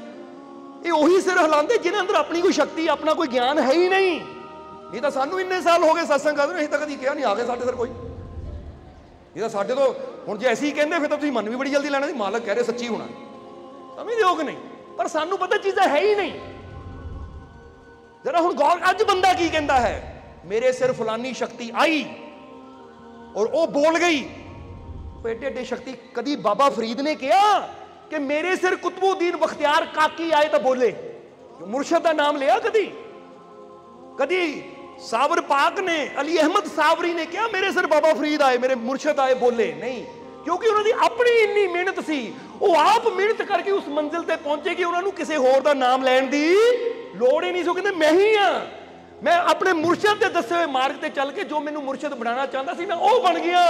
ਤਾਂ ਹੁਣ ਮੈਨੂੰ ਕਿਸੇ ਦੇ ਨਾਮ ਦੇ ਸਹਾਰੇ ਦੀ ਲੋੜ ਨਹੀਂ, ਮੁਰਸ਼ਦ ਮੇਰੇ ਨਾਲ ਹੈ, ਜੋ ਕਰਨਾ ਆਪਣੇ ਦਮ ਨਾਲ ਕਰਨਾ। ਇਹਨੂੰ ਕਹਿੰਦੇ ਮਜ਼ਾ। ਸਮਝ ਆ ਰਹੀ ਸਾਡੀ ਗੱਲ? ਹੁਣ ਫਰਜ਼ ਕਰੋ ਤੁਸੀਂ ਕੋਈ ਸਿਰ ਹਿਲਾ ਰਿਹਾ ਹੈ, ਪਹਿਲਾਂ ਬਾਬਾ ਆ ਗਿਆ ਮੇਰੇ ਸਿਰ, ਇਹਦਾ ਮਤਲਬ ਇਹਦੀ ਕੋਈ ਤਾਕਤ ਨਹੀਂ। ਬਾਬਾ ਜੀ ਆਂਦੇ ਹੈ ਤਾਂ ਹੀ ਇਹਦੇ ਕੋਲ ਤਾਕਤ ਹੈ। ਜੇ ਬਾਬਾ ਜੀ ਆਣਾ ਬੰਦ ਕਰ ਦੇਣ ਤਾਂ ਇਹ ਕੀ ਹੈ? ਫਿਰ ਇਹ ਤਾਂ ਜ਼ੀਰੋ ਹੈ। ਸਮਝਦੇ ਹੋ ਕਿ ਨਹੀਂ? ਜਿੱਦਾਂ ਫਰਜ਼ ਕਰੋ ਇਹਨੂੰ ਇਦਾਂ ਸਮਝ ਲਈਏ, ਇੱਕ ਡਾਕਟਰ ਹੈ, ਤੁਸੀਂ ਜਾਣਦੇ ਹੋ ਕਿ ਹਾਰਟ ਸਪੈਸ਼ਲਿਸਟ ਹੈ, ਪਰ ਉਹ ਡਾਕਟਰ ਕਵੇ ਲੈ ਬਈ ਆ ਮੇਰੇ ਸਿਰ ਫਲਾਣੇ ਡਾਕਟਰ ਦੀ ਆਤਮਾ ਆਂਦੀ ਹੈ, ਫੇਰ ਹੀ ਮੈਂ ਡਾਕਟਰ ਹਾਂ। ਜਦੋਂ ਆਤਮਾ ਨਾ ਆਵੇ ਤਾਂ ਫਿਰ ਤਾਂ ਮੈਂ ਡਾਕਟਰ ਹੈ ਹੀ ਨਹੀਂ, ਫਿਰ ਤਾਂ ਮੈਂ ਸਧਾਰਨ ਬੰਦਾ ਆ। ਤੁਸੀਂ ਇਦਾਂ ਦੇ ਬੰਦੇ ਤੋਂ ਕਦੀ ਆਪਰੇਸ਼ਨ ਨਹੀਂ ਕਰਾਉਣਾ, ਕਹਿਣਾ ਭਰਾਵਾ ਰਹਿਣ ਦੇ, ਆਪਰੇਸ਼ਨ ਕਰਦਿਆਂ ਕਰਦੇ ਕਿਤੇ ਉਹ ਆਤਮਾ ਚਲੀ ਗਈ ਤਾਂ ਤੂੰ ਤਾਂ ਮਾਰ ਦੂੰਗਾ ਸਾਨੂੰ। ਪਤਾ ਥੋੜੀ ਹੈ ਕਿਹੜੇ ਵੇਲੇ ਜਿਹੜੀ ਆਂਦੀ ਹੈ, ਜਾਣ ਦਾ ਵੀ ਕੋਈ ਪਤਾ ਕਿਹੜੇ ਵੇਲੇ ਚੱਲ ਜਾਣਾ ਹੈ। ਕਰਾਣਾ ਨਹੀਂ ਉੱਦਾਂ ਦੇ ਬੰਦੇ ਤੋਂ ਆਪਰੇਸ਼ਨ? ਜਵਾਬ ਦਿਓ ਸਾਨੂੰ ਕਿ ਭਾਈ ਤੂੰ ਸਿਰ ਹਿਲਾਉਂਦਾ ਹਿਲਾਉਂਦਾ ਆ ਗਿਆ ਜੀ, ਉਹ ਫਲਾਨਾ ਡਾਕਟਰ ਸੀ ਬਹੁਤ ਬੜਾ, ਹਾਰਟ ਸਪੈਸ਼ਲ, ਆ ਗਈ ਉਹਦੀ ਆਤਮਾ ਮੇਰੇ ਸਿਰ, ਕਰਾਂ ਤੇਰਾ ਆਪਰੇਸ਼ਨ? और ऑपरेशन हाले दिल चीरिया ही सी, नाल ही आत्मा निकल गई। हाँ कोई की करना, मैं हुण की करा, मैं टांके किदां लाने आ, बंदा तो मर गया। तुसीं उस डॉक्टर कोलों ऑपरेशन कराना पसंद करोगे जिहड़ा कहोगे मैनू ज्ञान है ये दिल दा, मेरे सिर कोई आत्मा उतमा नहीं आंदी, ये मैनू मेरे गुरु ने सिखाया है। इदां ऑपरेशन किया जाता तो कली कली चीज़ नूं किदां पकड़िया जाता है, वो ज्ञान है मैनू। तो हुण जरा सोचण वाला होवे कि डॉक्टर सिर हिलांदा होवे, तुसीं कहंदे भाई तेरे तो ऑपरेशन नहीं करना, जे आत्मा आई तो चली भी किथे ने। असीं अपने जीवन के बारे, अपने जीवन के इलाज बारे इदां दे कोई तुर पैंदे जिहड़े सिर हिलांदे आ। बोलो समझदे हो कि नहीं भाई? याद रखो, अज हिला रहे तो कल हिलाना बंद भी हो सकता। कित्थे जाओगे तुसीं जे असीं नामदान ले लिया, उत्थों नामदान ले लिया तो जो आत्मा नहीं बंद हो गई तो फिर, क्योंकि वह अपना ज्ञान तो है नहीं, ये ज्ञान तो सारा वो पिछों आ रहा है। इन्हें कोई गलती कर ली, पिछों ज्ञान आना बंद हो गया तो तू कित्थे जाएगा? इसलिए अज ऐसे मुर्शद की लोड़ है जिहड़ा सिर हिला के भरमा च पाने वाला, जिहड़ा कहे कि मैं उस रब नूं जानिया है, आ तेरी बांह फड़ के तेन भी उत्थे तक ले जाऊंगा। सिर हिलाने की लोड़? एक बंदा सिर हिलांदा, मेरे सिर बाबे आ रहे, फकीर आ रहे, तो वही कोई वडियाई नहीं, वडियाई फकीरां दी है। अपनी करनी नूं ऐसा बनाओ, अपनी इबादत नूं इदां दा बनाओ, अपनी मेहनत नूं इदां दा बनाओ कि दुनिया तुहानूं तुहाडे नां ना जाने। जिद्दां बाबा फरीद नूं जानिया जांदा उन्हां दी बंदगी करके, अली अहमद साबरी नूं जानिया जांदा उन्हां दी बंदगी करके, कुतबुद्दीन बख्तियार काकी नूं जानिया जांदा उन्हां दी बंदगी करके, श्री गुरु नानक देव जी नूं जानिया जांदा उन्हां दी अपनी तपस्या करके, बंदगी करके, भगती करके, श्री गुरु रविदास जी नूं जानिया जांदा है अपनी मेहनत करके। क्योंकि जिन्ने भी संत महापुरुष आए उन्होंने खुद मेहनत की है, तां दुनिया ते उन्होंने नाम है। उन्होंने किसी का सहारा नहीं लिया कि फलाना कोई आया सी तो वो कर गया। समझ आ रही कि नहीं? इसलिए चरणदास जी बड़ी प्यारी गल कह रहे कि जंतर मंत्र मूड हिलावन तां को सच ना मानो। कहते एवं अपनी जिंदगी नूं भरमा च ना पाओ। समझदे हो कि नहीं? इसलिए इत उत जिदा हुण दसिया है कि जंतर मंत्र मूड हिलावन तां को सच ना मानो। हुण तज कर सार असार गहे है सो नड़ मूड़ ए आनो, कि जेड़े सार नूं तज के असार गही जान, यानी इदां ही समझ लो कि रस नूं छड्ड के छिलके ही खाई जान, उहनूं समझदार कित्थों कवांगे? हुण एक गन्ने दा हुंदा ना रस, कि एक बेलने विच गन्ना जांदा है, रस निकल के इधर आ जांदा तो छिलका इधर चला जांदा। हुण बंदा कहंदा रस नहीं पीना मैं तो छिलके ही खाने हैं, तो छिलकियां जो रस भी नहीं मिलना तो मूँह भी छिलना है। कहंदे तां पागल है, फिर वो रस का स्वाद लै, पागल ना बन, सच्चाई के पिछे चल, असलीयत के पिछे चल। तेरी आत्मा अंदर परमात्मा है, उन्होंने प्रगट करने की कोशिश कर, उन्होंने याद कर, उन्होंने देख किद्दां मैं अपने परमानंद ना मिला, फिर तू परम शक्ति ना जुड़ांगा। समझदे हो कि नहीं? इसलिए महात्मा बुद्ध ने कहा आप दीपो भव, कि अपना दीवा जगा मेहनत करके, बंदगी करके। ठीक है, गुरु रहबर रास्ता दिखाते हैं, क्योंकि बिना गुरु तो वो मंजिल नहीं पाई जाती। पर बनना अपना, अपनी आप नूं उस लैवल ते लैके जाना कि दुनिया मैनू याद करे। समझदे हो कि नहीं? समझ आई कि नहीं? इसलिए फिर समझना, जरा हंस के दिखाओ, फिर ज़्यादा सीरियस हो गए तुसीं। सो सच्चाई है ये भरमा चों निकलना है। अज बंदा भुलेखिਆਂ 'ਚ किद्दां पै जांदा, माड़ा जिहा कोई सिर हिला दिंदा, लै जी उत्थे हत्थ जोड़ के बंदा बह जांदा, अगला खुशी हुंदी है लै भी बनाता इहनूं, ये बन गया। नहीं, सच्चाई नूं समझो, अपने अंदर वो सच्चाई नूं जानो, तुहाडे अंदर वो परम शक्ति है। गुरु को युक्ति लैके उन्होंने सच नूं जानो। इसलिए फिर तुहानूं कहांगे कि अगर आनंद नूं पाना है, परमात्मा नूं पाना, युक्ति लो, विधि लो, सवेरे सवेरे उठ के मैਡੀਟੇਸ਼ਨ करो, ध्यान करो, तो फिर जाके मंजिल ते हुंदा है। तां ही तां कदी इत्थे देखना दरबार ते तुहानूं कोई ऐं सिर हिलांदा नहीं मिलेगा, क्योंकि इत्थे ये काम नहीं कराए जाते। होर तुसीं किते भी चले जाओ, उत्थे इदां सिर घुमाए जाते होणगे, इदां इदां, क्योंकि पखंड होर किते चलते होणगे, पर मालिक के दरबार ते सच्चाई है। आद सच जुगाद सच है भी सच, ते नानक इत्थे सच ही सच रहना है। इसलिए क्योंकि सच ही इंसान नूं सिखाया जाता है, सच्चा मार्ग ही इंसान नूं दिखाया जाता, सीधा मालिक दे नाल जोड़िया, उहदी रहमतां नाल जोड़िया जाता है।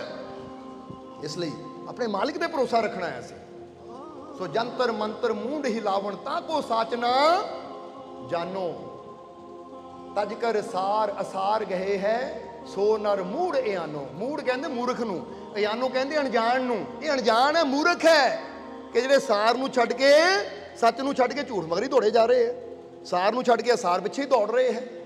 हुण आखिरली लाइन च चरणदास जी कहते, फिर सत्संग की समाप्ति करांगे कि चरणदास सुखदेव कहत है निज कर मूल गीजे। की कहते चरणदास जी कि मैनू मेरे गुरु सुखदेव ने कहा है कि चरण दास सुखदेव कहत हैं निज कर मूल गहीजे, सतसंग सिमरन सेवा साहिब ताही और चित दीजे। आखिरली लाइन वो कहते मैनू मेरे गुरु ने सुखदेव ने चरणदास जी कहते हैं एको ही गल कही कि निज कर मूल गहीजे। कर यानी हथ, मूल यानी जड़, कि अगर पकड़ना ही है तो जड़ नू पकड़ ले। बोलो समझते हो कि नहीं? और जड़ की है वो कहते हैं उन्होंने की किया अगे, सतसंग सिमरन सेवा साहिब। और ये साहिब ठीक है, साडा नाम साहिब है, पर इतने साडी गल नहीं हो रही, वो साहिब की गल हो रही है ना, क्योंकि इन्हों को मालिक अपना ही है ना, इसलिए साहिब। सतसंग सिमरन सेवा साहिब, ये कहते मूल है। मूल नू पकड़, भरमा च ना पै कि वो जंतर वो मंत्र। कोई मैनू कई कह देंगे ना इदा का यंत्र दे दो मेरी लॉटरी निकल आवे, और कई ने इदा रेखावाइयाँ खिंच के यंत्र जे बनाए भी होंगे, आ यंत्र लै जाओ घर च ला दो, क्योंकि टीवी ला के देखो ना कई आते आ यंत्र घर च लाओ बरकत आ जाएगियाँ। बंदा कहता लाया तो है, होया तो कुछ भी है नहीं। वो कहते यंत्र मंत्र ना कुछ नहीं होना, ये चार चीज़ां पकड़, ये मूल है, सुखां दा मूल है, खुशियां दा मूल है। सतसंग सिमरन सेवा और साहिब ताही और चित दीजे। चित का मतलब अपना ध्यान उधर इन्हां चारां चीज़ां वल दे कि जदों भी मौका मिले सत्संग विच बैठ, क्योंकि सत्संग विच बैठण नाल सच दा ज्ञान मिलता है, साडे भरम दूर होंदे है, साडियां शंकावां दूर होंदियां है, सानू जीवन जीण दी सही दिशा मिलती है। जिद्दां दस्सिया ना जीवन च किसी भी फील्ड च कामयाब होना हो तो कोच दा होना, समझ लो सत्संग यानी गुरु वो कोच का ही काम करता, उसकी संगत जरूर करो। और दूजा सतसंग सिमरन और प्रभु का सिमरन। सतसंग मूल है, जड़ है सुखां दी खुशियां दी, और सिमरन परमात्मा की बंदगी मूल है। सेवा हुण जरा गौर कर, सेवा भाव भी अंदर होना चाहिए है कि असी सेवा, जरा हुण गौर करना कि सेवा का मतलब समझते हो ना तुसीं, गुरु घर की सेवा, दुखी दीन गरीबां की सेवा, जिथे भी बंदे नूं लगदा ना कि बिना मैं कोई इच्छा रखिया किसी का भला कर रहे हो, सेवा है। समझते हो कि नहीं? और जदों ऐसी कोई नेकी का काम करते हैं, जिदा फर्ज करो जे गुरु घर च जाके बंदा 1 रुपया भी सेवा च पाता है, या किसी भुखे नूं 1 रोटी भी खिलांदा है, ਉਹਦੀ नेकी है जिन्हें ਉਹਦੇ जीवन खुशियां जरूर। हुण यंत्र लाई जाइए, मंत्र लिख लिख के लाई जाइए, पर सेवा ना करिए, सत्संग ना जाइए, तो यंत्र लाण नाल खुशियां नहीं आनियां। पर जदों कर्म अच्छे करांगे, नेकी करांगे, तो फिर जीवन च खुशियां जरूर आउणगीਆਂ। यही तस्वीर तो ला लई यंत्रां मंत्रां दी, पर अच्छाई कीती नहीं। साडी करनी ने सानू सुख देना है, ये तस्वीरां ने सुख नहीं देना। समझदे हो कि नहीं? इसलिए ਅਸੀਂ एक गल दसी दी इत्थे दसना चाहांगे। किसी ने सानू सवाल किया कि मालको घर च किहड़ी देवी देवता का चित्र लाना चाहिए है।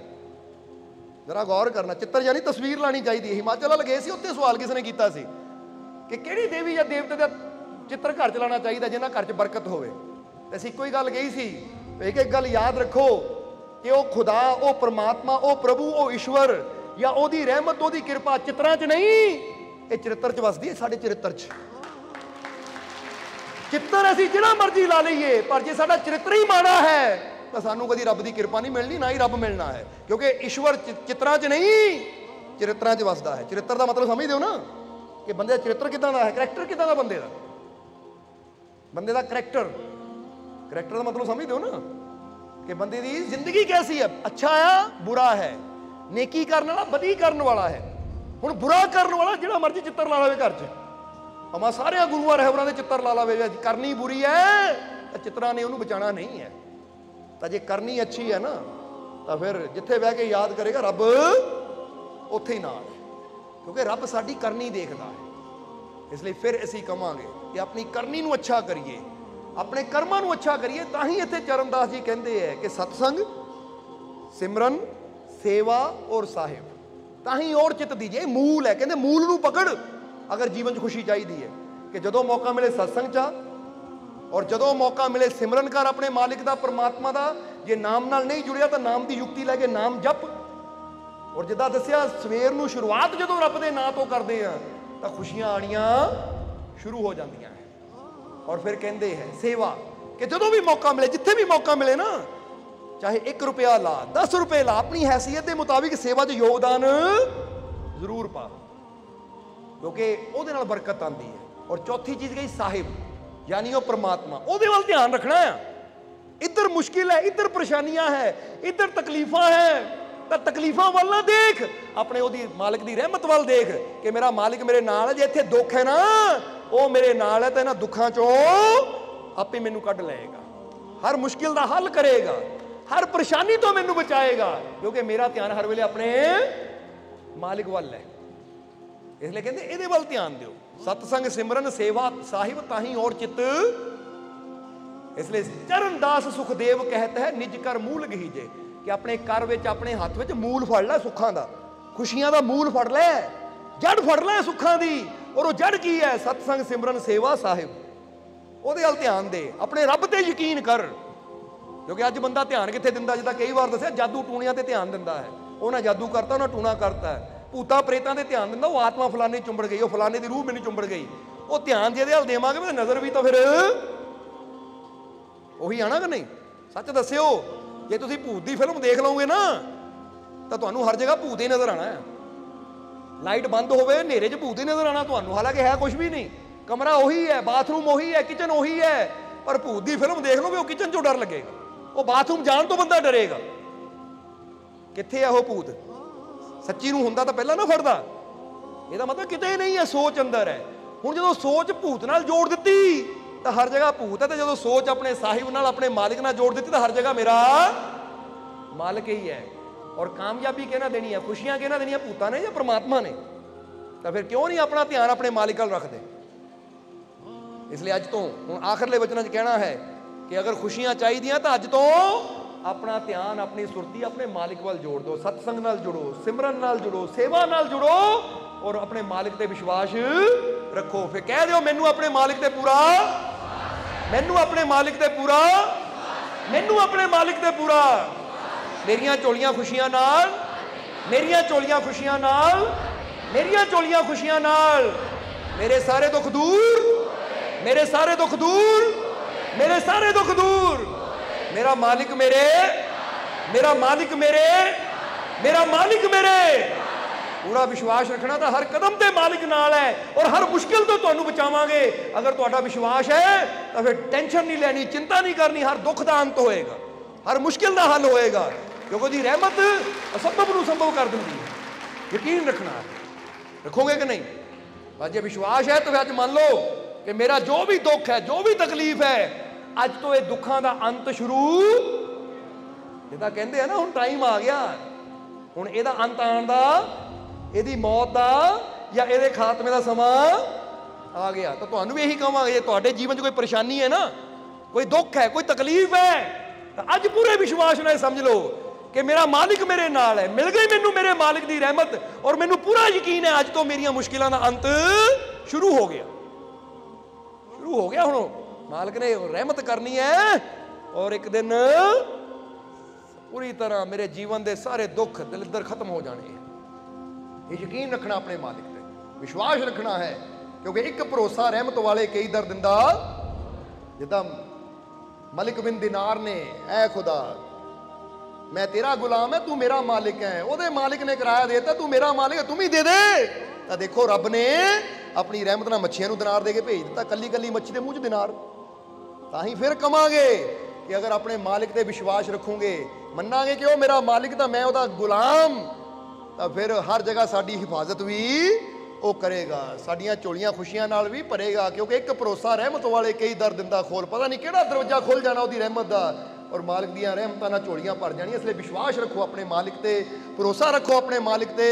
ਫਿਰ ਆਉਣ ਵਾਲਾ ਸਮਾਂ ਤੁਹਾਡੇ ਵਾਸਤੇ ਕਾਮਯਾਬੀ, ਸਫਲਤਾ, ਖੁਸ਼ੀਆਂ ਭਰਿਆ ਹੋਏਗਾ। ਔਰ ਹੁਣ ਇਹਨਾਂ ਵਚਨਾਂ ਦੇ ਨਾਲ ਹੀ ਅੱਜ ਦੇ ਸਤਸੰਗ ਦੀ ਸਮਾਪਤੀ ਕਰਾਂਗੇ। ਅੰਤ ਵਿੱਚ ਇਹੀ ਉਸ ਮਾਲਿਕ ਦੇ ਚਰਨਾਂ 'ਚ ਅਰਦਾਸ ਬੇਨਤੀ ਕਰਾਂਗੇ ਕਿ ਮਾਲਿਕ ਤੁਹਾਡੀਆਂ ਸਭ ਦੀਆਂ ਝੋਲੀਆਂ ਖੁਸ਼ੀਆਂ ਨਾਲ ਭਰਪੂਰ ਕਰਨ। ਆਉਣ ਵਾਲਾ ਸਮਾਂ ਤੁਹਾਡੇ ਸਭ ਦੇ ਵਾਸਤੇ ਖੁਸ਼ੀਆਂ, ਕਾਮਯਾਬੀ, ਸਫਲਤਾ ਭਰਿਆ ਹੋਵੇ। ਔਰ ਅੱਜ ਜਿੰਨੇ ਵੀ ਜੀਵ ਉਸ ਮਾਲਿਕ ਦੇ ਘਰ 'ਚ ਹਾਜ਼ਰੀ ਲਗਾ ਰਹੇ ਆ, ਪਹੁੰਚੇ ਹੈ, ਮਾਲਿਕ ਤੁਹਾਡੀ ਸਭ ਦੀ ਹਾਜ਼ਰੀ ਆਪਣੇ ਚਰਨਾਂ 'ਚ ਕਬੂਲ ਕਰਨ। ਔਰ ਬਹੁਤ ਜੀਵ ਅੱਜ ਐਸੇ ਜਿਹੜੇ ਨਿਆਜ਼ਾਂ ਲੈ ਕੇ ਆਏ ਹੈ, ਜੇ ਕੋਈ ਆਪਣੀ ਤਕਲੀਫ, ਦੁੱਖ ਦੀ ਨਿਆਜ਼ ਲੈ ਕੇ ਆਇਆ ਹੈ, ਤਾਂ ਜਿਸ ਭਾਵਨਾ ਨਾਲ ਉਹ ਜੀਵ ਨਿਆਜ਼ ਲੈ ਕੇ ਆਇਆ ਹੈ, ਮਾਲਿਕ ਉਹਦੀ ਉਹ ਭਾਵਨਾ ਨੂੰ ਪੂਰਾ ਕਰੇ, ਉਹਦੀ ਨਿਆਜ਼ ਨੂੰ ਕਬੂਲ ਕਰੇ। ਔਰ ਜਿਹੜਾ ਜੀਵ ਖੁਸ਼ੀ ਦੀ ਨਿਆਜ਼ ਲੈ ਕੇ ਆਇਆ ਹੈ, ਮਾਲਿਕ ਉਹਦੀ ਖੁਸ਼ੀ ਦੀ ਨਿਆਜ਼ ਨੂੰ ਕਬੂਲ ਕਰਨ, ਔਰ ਉਹ ਜੀਵ ਦੀ ਝੋਲੀ 'ਚ ਇੰਨੀਆਂ ਖੁਸ਼ੀਆਂ ਪਾ ਦੇਣ ਕਿ ਉਹਨੂੰ ਕਦੀ ਫਰਿਆਦਾਂ ਕਰਨ ਦੀ ਜ਼ਰੂਰਤ ਹੀ ਨਾ ਪਵੇ। ਔਰ ਜਿਹੜੇ ਜੀਵ ਸੇਵਾ 'ਚ ਯੋਗਦਾਨ ਦੇਣ ਵਾਲੇ ਹੈ, ਮਾਲਕ ਉਹਨਾਂ ਦੇ ਕੰਮਾਂ ਕਾਰਾਂ 'ਚ ਵੀ ਬਰਕਤਾਂ ਪਾਉਣ, ਤਾਂ ਕਿ ਇਸੇ ਤਰ੍ਹਾਂ ਮਾਲਕ ਦੇ ਘਰ ਦੀ ਸੇਵਾ ਕਰਕੇ, ਸੇਵਾ 'ਚ ਯੋਗਦਾਨ ਪਾ ਕੇ ਉਹ ਆਪਣੀਆਂ ਰਹਿਮਤਾਂ ਨਾਲ ਝੋਲੀਆਂ ਭਰਪੂਰ ਕਰਦੇ ਰਹਿਣ, ਔਰ ਆਉਣ ਵਾਲਾ ਸਮਾਂ ਉਹਨਾਂ ਵਾਸਤੇ ਵੀ ਖੁਸ਼ੀਆਂ, ਕਾਮਯਾਬੀ, ਸਫਲਤਾ ਭਰਿਆ ਹੋਵੇ। ਔਰ ਫਿਰ ਇਹੀ ਕਵਾਂਗੇ, ਇਧਰ ਹੱਸ ਕੇ ਦਿਖਾਓ, ਆ ਜਿੱਦਾਂ ਇਸ ਵੇਲੇ ਤੁਸੀਂ ਮੁਸਕਰਾ ਰਹੇ ਹੋ, ਖੁਸ਼ ਹੋ, ਮਾਲਕ ਕਰਨ ਕਿ ਆਉਣ ਵਾਲਾ ਸਮਾਂ ਇੱਦਾਂ ਹੀ ਤੁਹਾਡੇ ਵਾਸਤੇ ਖੁਸ਼ੀਆਂ ਭਰਿਆ ਹੋਵੇ। ਇਹ ਖੁਸ਼ੀ, ਇਹ ਮੁਸਕਰਾਹਟ ਸਦਾ ਤੁਹਾਡੇ ਜੀਵਨ 'ਚ ਬਣੀ ਰਵੇ, ਔਰ ਆਪਣੀ ਰਹਿਮਤ ਸਦਾ ਹੀ ਮਾਲਕ ਤੁਹਾਡੇ ਤੇ ਬਣਾਏ ਰੱਖਣ। ਇਹੀ ਸਾਡੀ ਉਸ ਮਾਲਕ ਦੇ ਚਰਨਾਂ 'ਚ ਅਰਦਾਸ ਬੇਨਤੀ ਹੈ। ਹੁਣ ਅੰਤ ਵਿੱਚ ਤੁਹਾਡੇ ਸਭ ਦੇ ਅੰਦਰ ਵਾਸਤੇ ਉਸ ਮਾਲਕ ਨੂੰ ਅਸੀਂ ਪ੍ਰਣਾਮ ਕਰਦੇ ਹਾਂ। ਸਾਡਾ ਪ੍ਰਣਾਮ ਸਵੀਕਾਰ ਕਰੋ। ਜੈ ਮਾਲਕਾਂ ਦੀ।